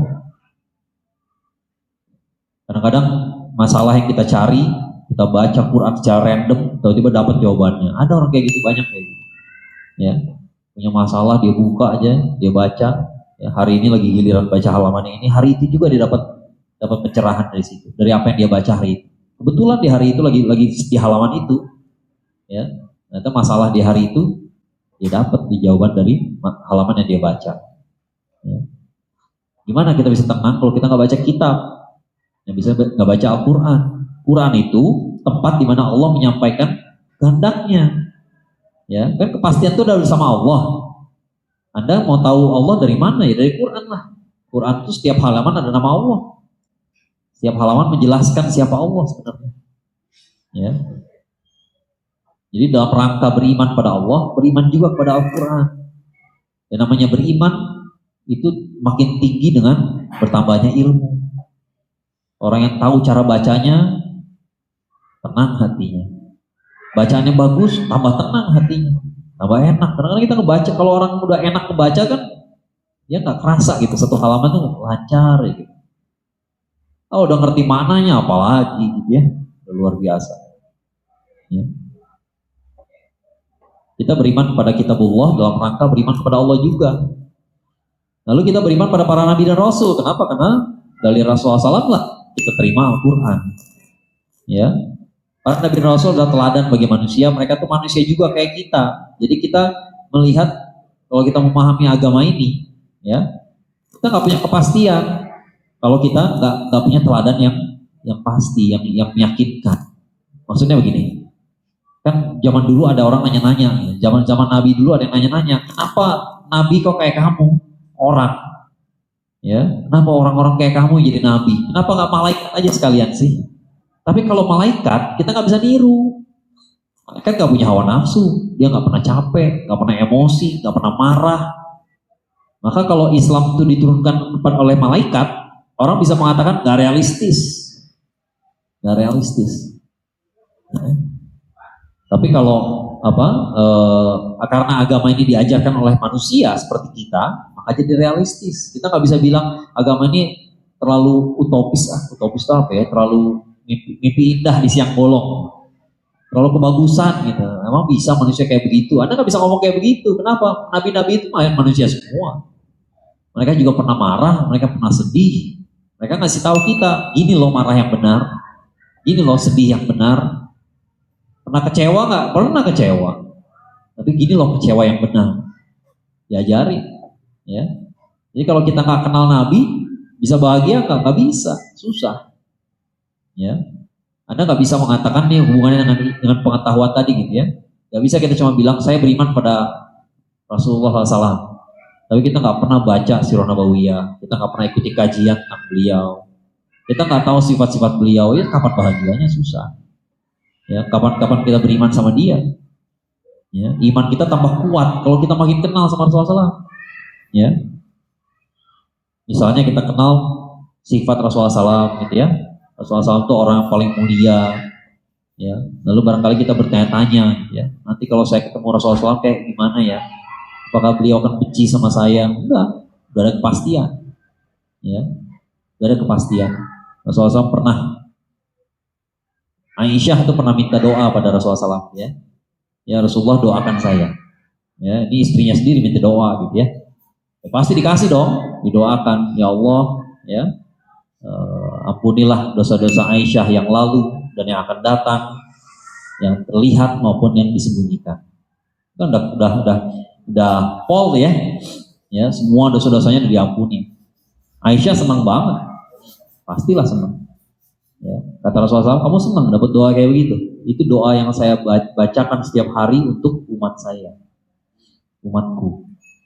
Ya, apa nggak bahagia punya nabi kayak begitu? Ya, mungkin kita suatu hari gondok sama orang lain, gitu ya, kesel sama orang lain. Ini orang ngeselin banget ya, brengsek kayak kurang ajar ya, kelakuannya kayak begini ya, nggak ada bagus-bagusnya ya. Tapi ada seseorang bernama Rasulullah SAW yang sudah mendoakan Anda dari dulu. Terobati hati kita kalau kenal Rasulullah SAW. Bener. Rasanya nggak percuma gitu jadi orang baik. Tapi kalau kita mikirin orang lain, bisa jadi suatu hari kita akan merasa percuma. Buat apa ya kita berbuat baik ya? Orang lain nggak suka, orang lain nggak peduli, orang lain nggak ngeliat, orang lain nggak mengakui. Tapi kalau Anda baca hadis Rasulullah tentang akhir zaman, tentang kiamat, ya, bagaimana Rasulullah SAW sebelum masuk surga, orang tuh bakal disambut sama Rasulullah SAW. Rasulullah SAW menyambut umatnya di sebuah telaga namanya Telaga Kautsar. Rasulullah SAW yang menjamu kita, lalu kita dicidukkan air dari situ, diminumkan sama beliau. Ya, apa nggak terobati kesulitan kita di dunia sekarang?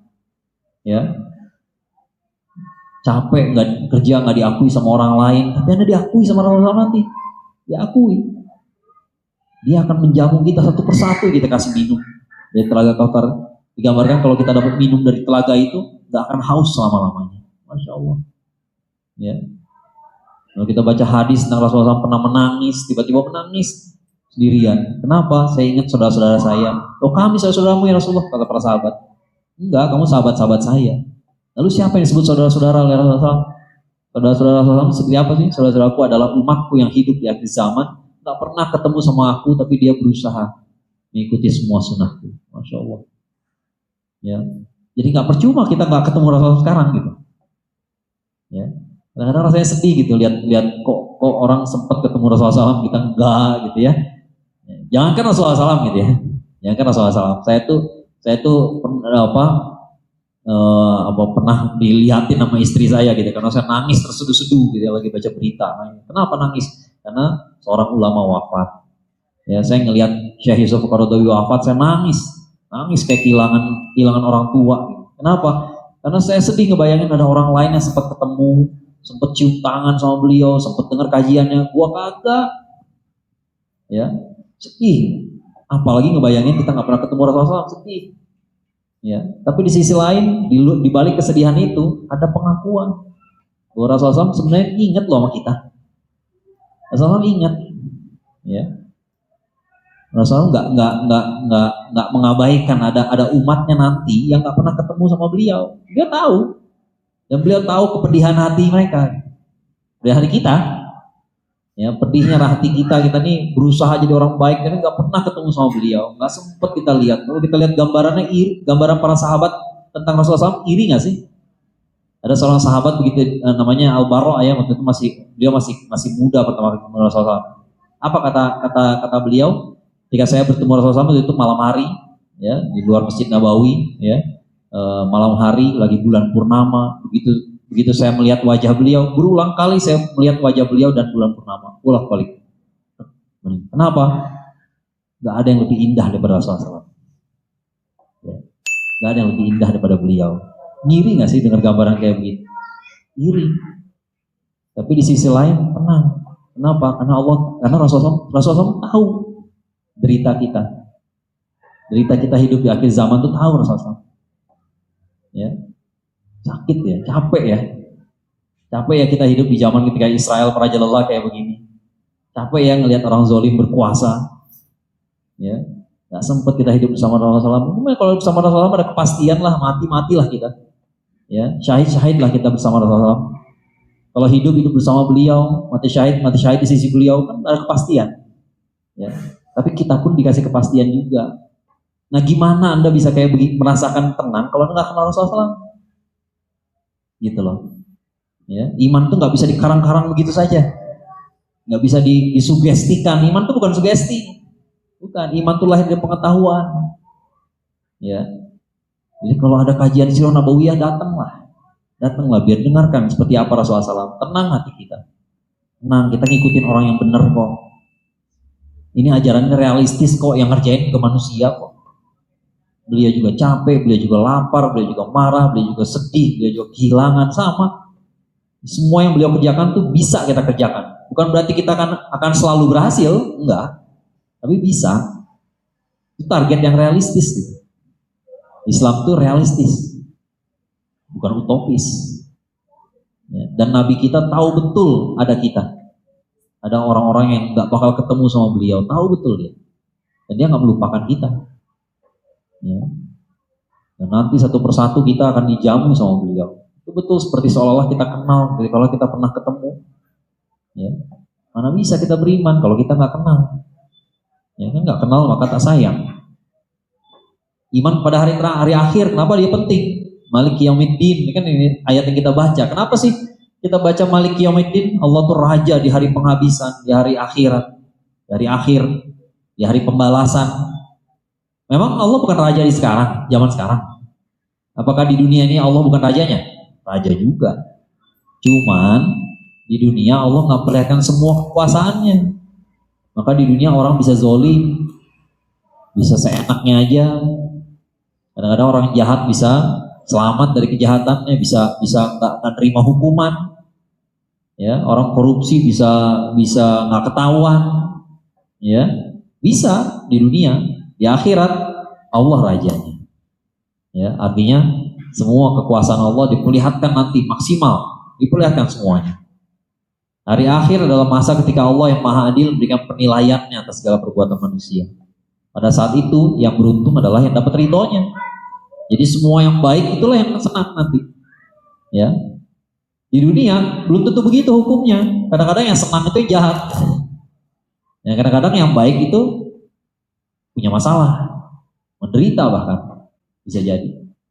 Yang baik tersiksa, menderita, menangis, meratap, kesakitan. Itulah dunia. Tapi di akhirat nanti yang meratap itu yang gak diridhoi sama Allah. Ya. Dan Allah Maha Adil. Kita nggak berurusan sama makhluk yang kadang adil kadang enggak. Ini kita bicara tentang satu zat yang Maha Adil. Ya. Allah melihat semua yang kita kerjain dan semuanya akan ditunaikan nanti. Sekarang enggak. Ya. Nah kalau kita nggak meyakini ada hari itu, gimana kita bisa tenang? Karena kepastiannya di situ. Pasti. Di akhirat nanti Allah akan tunaikan semuanya. Ya, jadi tenang-tenang aja.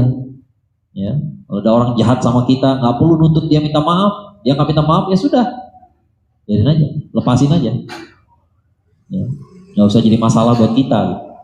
Ya, kita berbuat sesuatu yang baik, nggak diakui sama orang, nggak apa-apa. Nanti Allah mengakui kok. Nanti Allah akan kasih penghargaan.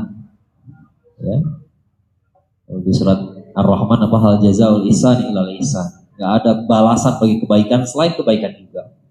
Dah, ya, yang di dunia ini sebentar doang kok, benar sebentar, ya, karena kita nggak ngerasa, karena kita ngelihat kehidupan kita ini hari demi hari aja, ya, coba lihat ke belakang, ya, tahun ini kemarin bulan apa bulan Agustus kalau nggak salah ya, Agustus kita ngadain ngadain reuni dengan teman-teman kampus sekuliahan. Ternyata setelah dihitung, ternyata saya masuk kuliah 25 tahun yang lalu. 25 tahun coba bayangin gitu. Rasanya masih muda aja sekarang.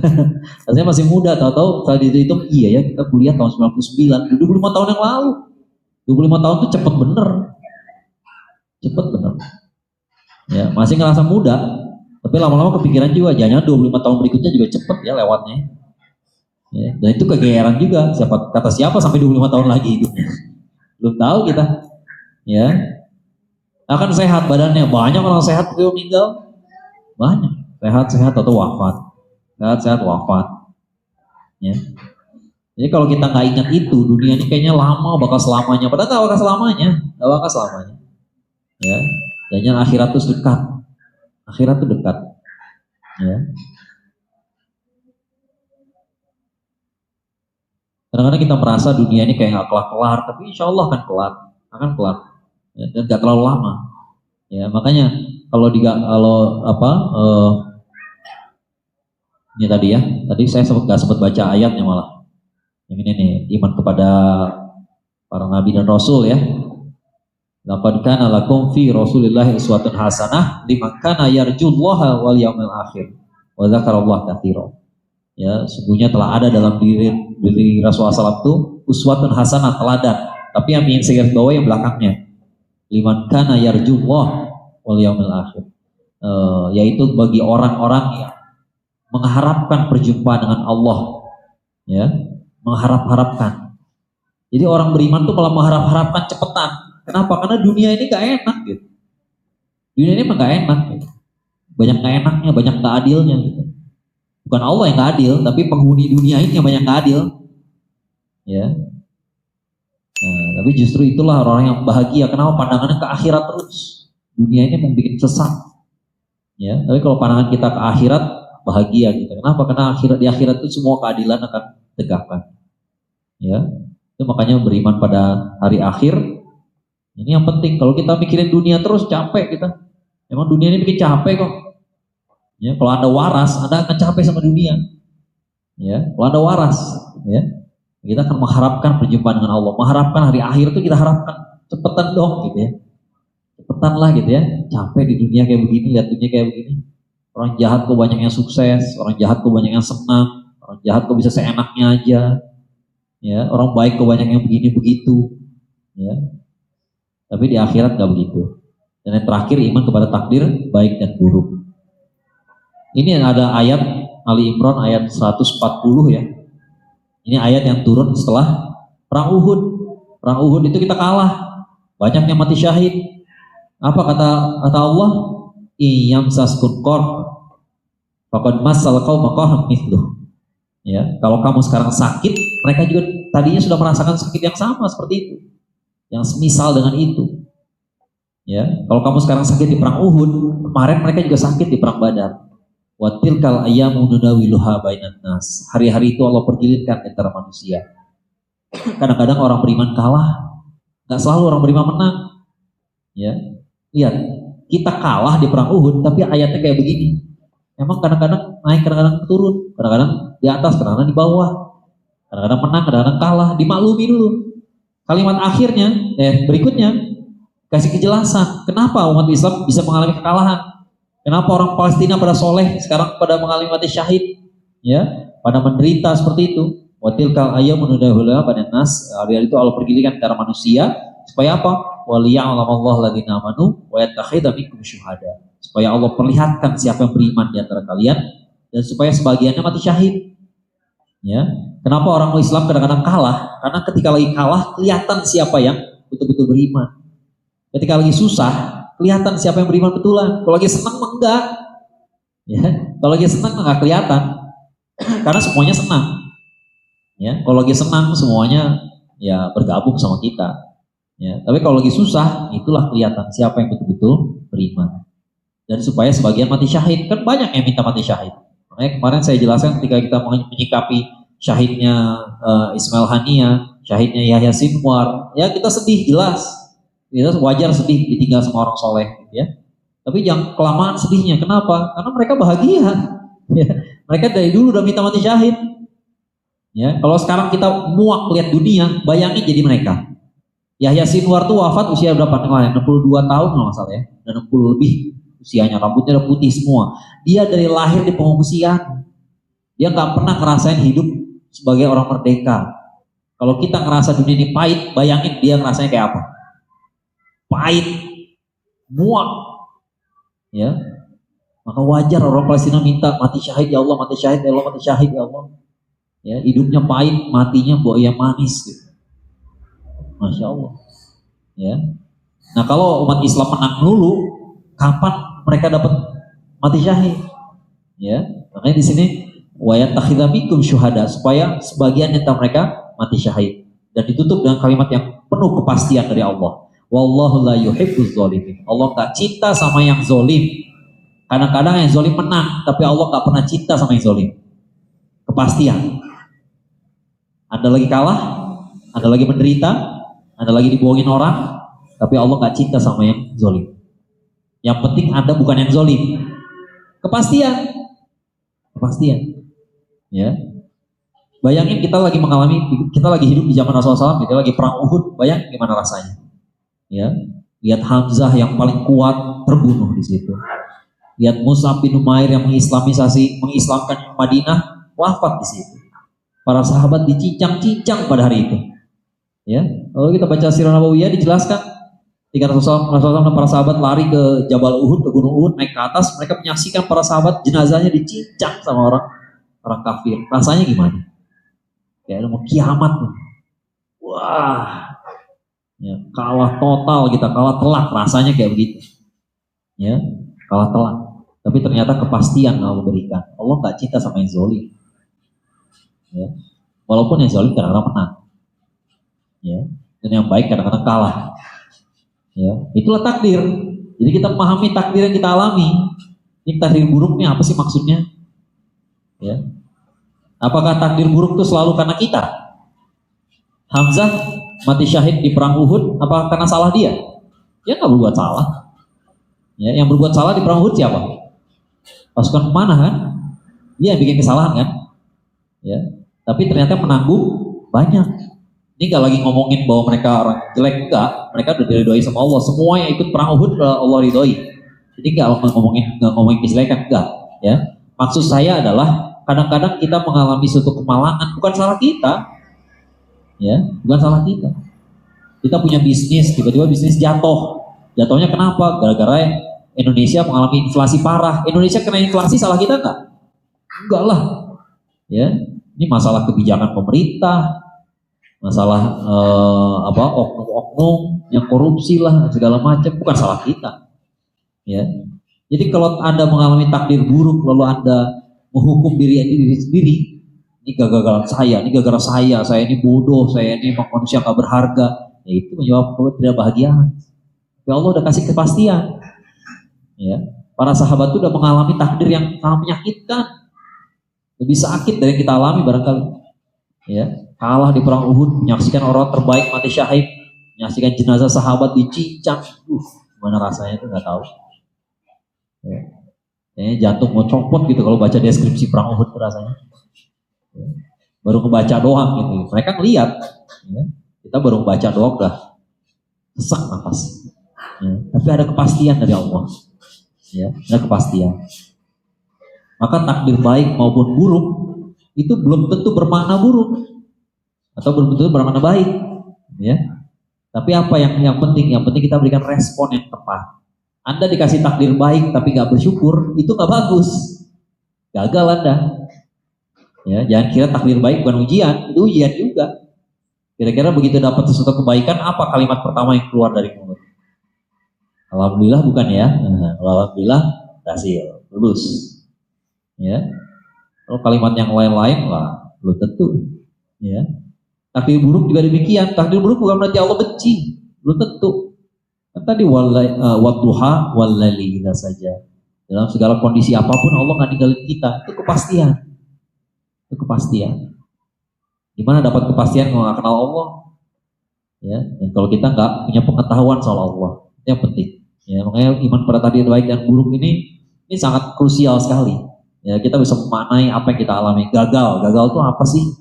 Apakah gagal dalam satu pekerjaan berarti gagal sebagai manusia? Enggak.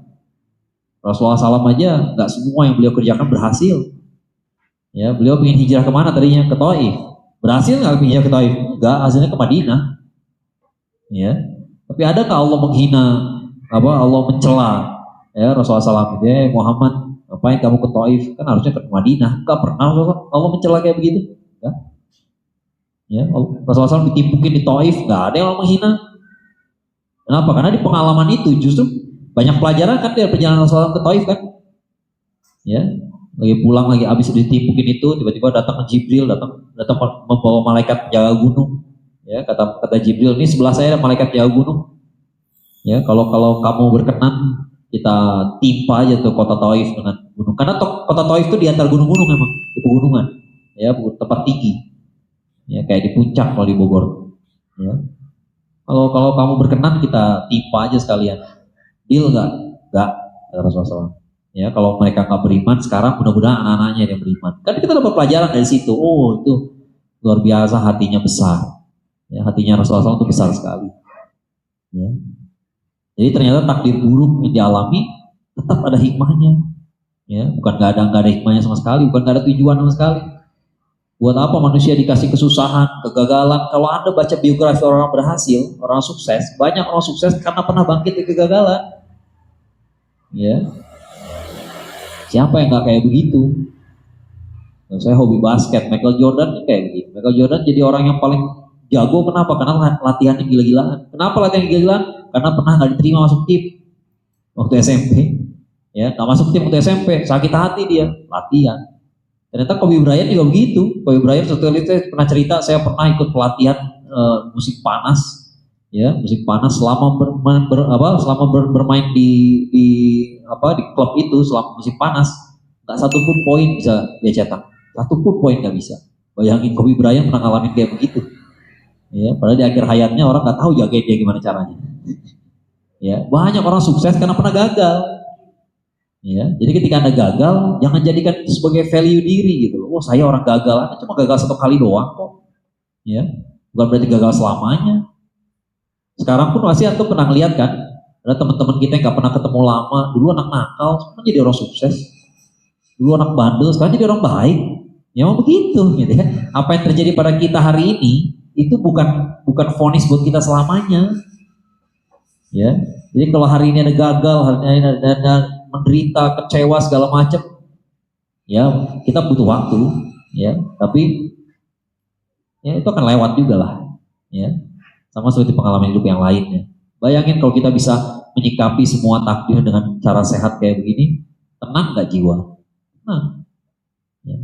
Tapi butuh ilmu, ya, butuh mengenali siapa Allah, maunya Allah itu seperti apa. Allah ngasih takdir buruk bukan berarti benci, ngasih takdir baik bukan berarti senang, bukan berarti ridho.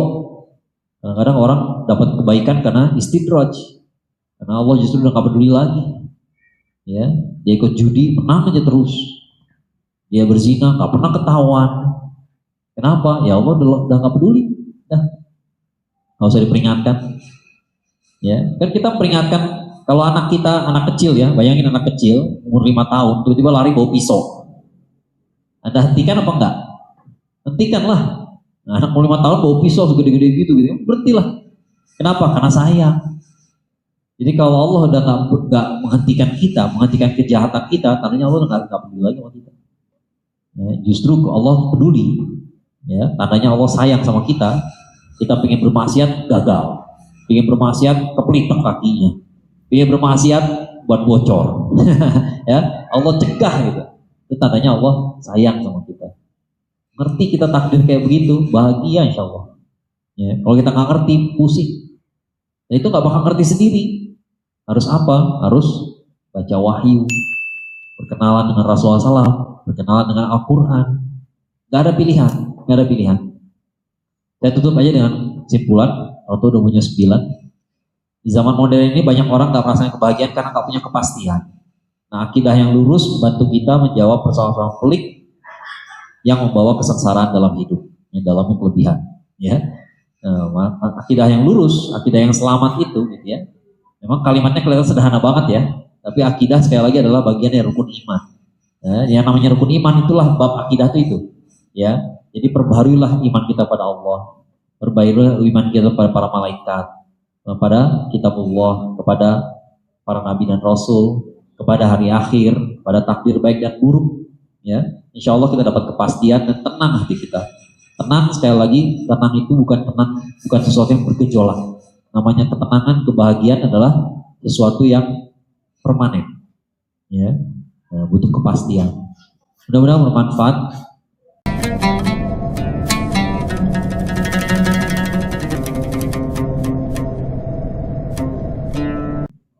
Baik, bismillahirrahmanirrahim. Ustaz, izin memperkenalkan diri, nama saya Ari Priyanto dari Kopo. Izin bertanya mengenai ada 2 pertanyaan yang tadi saya tulis di tengah-tengah. Yang pertama adalah bagaimana caranya mengejar kebahagiaan yang permanen. Tadi dijelaskan bahwa kebahagiaan bisa diraih dengan bermanfaat kepada orang lain, dengan berilmu, tapi yang permanen ini bagaimana gitu. Karena tentunya hidup ini dinamis, ada bahagia, ada sedih, ada hal-hal yang emang kebalikannya seperti itu Ustaz. Itu pertanyaan pertama. Yang kedua adalah tadi dijelaskan bahwa iman itu berkaitan dengan ilmu. Semakin banyak ilmu kita, maka iman kita juga akan semakin bertambah. Tapi ada beberapa hal yang kontras di dunia ini, ada yang hafiz Quran tapi di akhir hayatnya malah murtad Ustaz. Dan hal-hal lainnya yang yang kontras dari hal ini seperti itu Ustaz. Itu pertanyaan saya. Jazakallahu khairan katsiran. Assalamualaikum warahmatullahi wabarakatuh. Waalaikumsalam warahmatullahi wabarakatuh. Ya, yang pertama, permanen itu maksudnya gini loh. Kita harus membayangkan bahwa memang sekarang kita belum sampai tahap itu. Ya, saya pun yang berbicara pun rasanya belum sampai seperti itu. Ya, belum sampai kita nih punya masalah terus kita nggak ada gejolak dalam hati kita, tenang gitu ya, nggak panik segala macam gitu ya. Tetap ada marah, tetap ada sedih, tapi dia nggak menggoyahkan kita. Tahu kita apa yang terjadi sebenarnya. Ya, tetap kita punya marah, kita punya kecewa, ya, tapi kita ngerti apa yang terjadi sebenarnya. Ya, kita marah sama orang, tapi apa yang terjadi sebenarnya kita paham bahwa ini bukan takdir yang bukan pertanda Allah nggak peduli sama kita, ya kayak tadi gitu ya. Kita punya kepastian, ya. Nah, yang permanen itu sampai pada titik tertentu. Oleh karena itu, sebelum sampai titik itu, iman kita ini harus tambah terus, ilmu kita tambah terus, ya. Jadi kalau ditanya gimana caranya mencapai permanen itu, ya kita harus nyampe ke titik itu. Ya, makanya saya tekankan sekali bahwa iman itu bukan sugesti. Gak bisa disugesti-sugestikan, gak bisa. Ya, memang sebuah keniscayaan bahwa kalau kita pengen punya iman yang kuat, ada punya ilmu yang banyak. Ya, maka datang ke kajian itu sebuah kepastian. Gak bisa enggak. Ya, gak bisa enggak. Gak bisa agama ini cuma kita kerjain aja gitu. Kita yakinkan dengan sugesti, enggak, bukan gitu caranya. Ya, tapi dengan pengetahuan. Ya, maka membaca buku, belajar dari ulama, itu sebuah keniscayaan, nggak bisa enggak ada jalan lain. Dan justru pertanyaan antum yang kedua tadi menjawab yang tadi. Kenapa sekarang di Indonesia ada orang habis Quran tiba-tiba jadi lama-lama, ya kan tiba-tiba ya, tiba-tiba pasti ada prosesnya ya, dia jadi kayak begitu ya. Ya, tapi kayak kemarin nih bukan kemarin, tahun lalu barangkali ya, di Kota Padang misalnya ada imam masjid yang tiba-tiba habis Quran, imam masjid di kampus yang berzina di ruang marbot. Ya, di ruang marbot bayangin berzina gitu ya, kayak nggak ada takut-takutnya lagi yang masjid gitu bayangin. Ya, dan tiba-tiba setelah ditangkap dia ngaku apa? Dia ngaku itu bukan berzina pertamanya dan bukan di masjid pertamanya, bayangin. Ya, alhamdulillah min dzalik gitu ya. Kita para pendosa aja kalau masuk ke masjid rasanya takut mau ngapa-ngapain ya. Takut mau berbuat yang aneh-aneh itu udah nggak pikiran lagi karena masjid. Tapi ternyata ada yang kayak begitu. Kenapa? Karena itu bukan yang dia punya, bukan ilmu yang sebenarnya. Ya. Saya sering mengkritisi, ya, di Indonesia yang disebut hafiz adalah hafal saja. Padahal para sahabat dulu nggak pernah memisahkan antara menghafal dan mengerti. Para sahabat dulu kaidahnya apa? Kami menghafal 10 ayat dan tidak maju pada 10 ayat berikutnya sebelum kami laksanakan. Jadi udah ngerti dan dikerjain, baru dia maju ke 10 ayat berikutnya. Ya. Jadi buat para sahabat dulu menghafal sama internalisasi itu bukan suatu proses yang berpisah. Ya. Kalau zaman sekarang banyak orang dipaksa menghafal, paksa sehari satu halaman. Dia sehari dia memahami satu halaman itu enggak? Saya nggak yakin. Ya, nggak yakin karena kalau kita baca tafsir aja satu ayat bisa panjang, satu halaman, bayangin. Ya. Nah, oleh karena itu walaupun di sininya banyak hafalan, ya, tapi ya dia nggak bisa menghindar dari godaan akhirnya. Karena dia nggak paham isinya. Ya. Itu yang saya bilang tadi, makanya iman itu udah pasti, iman itu hanya dibangun dengan ilmu. Kalau kita nggak punya ilmu, iman kita lemah, nggak kuat. Kalau kita nggak tanpa pemahaman gitu. Jadi iman itu nggak bisa disugesti-sugestiin, nggak bisa direkayasa gitu ya. Supaya kita kuat dari iman, kita gimana ya? Kita misalnya pakai baju koko gitu, enggak kayak gitu caranya. Bukan hal-hal yang eksternal kayak begitu, tapi betul-betul pemahaman. Masalah pemahaman. Ya, makanya agama ini juga nggak bisa tiba-tiba, nggak bisa buru-buru, nggak bisa mendadak gitu ya. Mendadak kita mau jadi ahli qiyamul lail nggak bisa. Ya, tiba-tiba kita mau sholat sepanjang sepertiga malam, enggak. Untuk yang baru memulai bangun aja dulu udah, nggak usah aneh-aneh, gitu ya. Jangan aneh-aneh. Ya, dalam Islam juga dilarang kayak begitu ya, dilarang tiba-tiba memaksakan diri, tiba-tiba ngerjain sesuatu yang bukan yang apa, tiba-tiba pengen saum sunnah Ustaz, saum apa? Saum Daud, gitu ya. Orang yang udah biasa saum Senin Kemis aja belum bisa saum Daud. Gitu. Saum Daud itu sehari puasa, sehari enggak, gitu bayang. Terus-terusan kayak begitu, sehari puasa, sehari enggak, sehari puasa, sehari enggak. Ya, nggak bisa membawa diri kayak begitu. Memang harus perlahan-lahan, perlahan-lahan, pelan-pelan. Ya, jangan tiba-tiba. Ya, bahkan Rasulullah SAW aja pernah dia menghafalkan Quran dengan cepat-cepat karena dia pingin cepat gitu. Tapi dilarang juga. Jangan baca cepat-cepat. Allah akan masukkan ayat itu dalam dada kamu. Ya, bayangin. Nabi aja kayak begitu. Ya, dan kita juga demikian. Ya. Nah, jadi kalau kita kadang-kadang kita suka salah melihat orang, gitu ya, kita kira nih orang soleh, padahal ternyata ya mungkin nggak dengan pemahaman itu masalahnya gitu. Ya, kalau dengan pemahaman dia mungkin nggak akan semudah itu. Ya, walaupun seperti saya bilang tadi ya, yang hafiz Quran kemudian berbuat jahat, dia juga nggak tiba-tiba. Ya, ada prosesnya kenapa dia bisa kelepasan kayak begitu, ada prosesnya, nggak tiba-tiba. Dan saya menyaksikan ada orang kayak begitu. Saya menyaksikan ada orang yang dulu waktu SMA dia aktivis dakwah, kuliah dia aktivis dakwah, ya ternyata kan ada satu masalah dengan rumah tangganya, akhirnya pisah, akhirnya lama-lama bajunya tadinya longgar jadi sempit, lama-lama jilbabnya jadi lepas, sekarang murtad. Ada, ya. Jadi kita kalau hadir di sini jangan merasa udah aman gitu ya. Yang ngerasa udah aman, udah sering dengar datang kajian ke Masjid Al-Latif, insya Allah kita jadi orang soleh, belum tentu. Ya belum tentu, memang harus diperjuangkan. Ya, dan saya tekankan sekali lagi, iman dilindungi dengan ilmu. Iman itu dibangun dengan ilmu. Gak ada pilihan lain. Ya, saya mau orang bodoh, biarin aja kayak begini Ustaz. Gak bisa.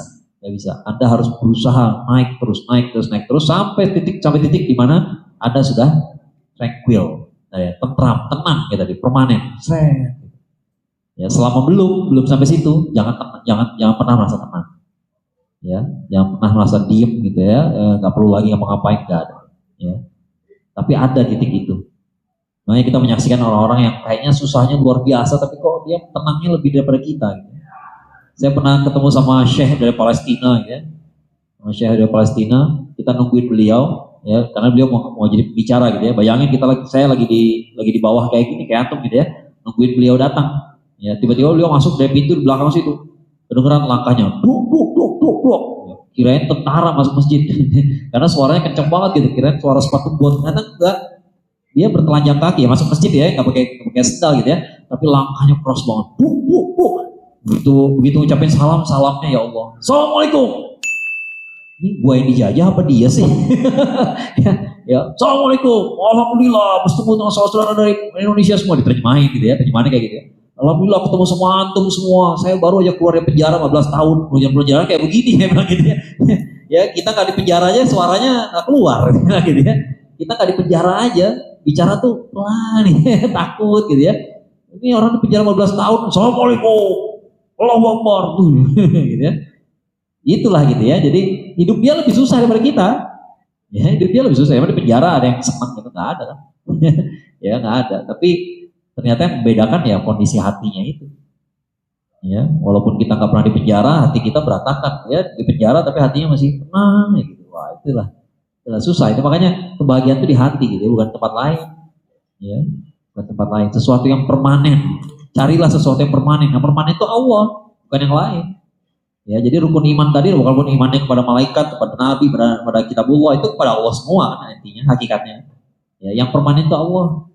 Maka kalau ingin bahagia jangan pergi liburan, jangan pergi segala macam, bukan itu yang dicari, karena liburan cuma sebentar, ya berapa hari, ya bukan buat itu. Ya, kebahagiaan liburan itu buat mencernihkan pikiran doang, bukan perasaan, bukan kebahagiaan yang permanen, bukan.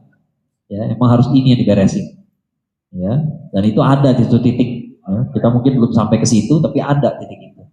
Mudah-mudahan kita semua sebelum akhir hayat kita ya kita sampai ke titik itu. Ya kita dijemput sama malaikat ya dalam keadaan kita menginginkan dijemput. Kan Masya Allah gitu ya. Ada orang dijemput malaikat maut ketakutan. Mudah-mudahan kita termasuk yang justru menginginkan. Ya kita justru pengen dijemput semua. Karena kita rindu sama Allah, rindu sama Rasulullah SAW, rindu sama hari akhir. Udah muak sama dunia, itu yang cakep. Assalamualaikum warahmatullahi wabarakatuh. Inilah yang dapat kami sampaikan. Mohon maaf bila ada kurang dan lebihnya. Dan Mudah-mudahan ini bermanfaat. Wassalamualaikum warahmatullahi wabarakatuh.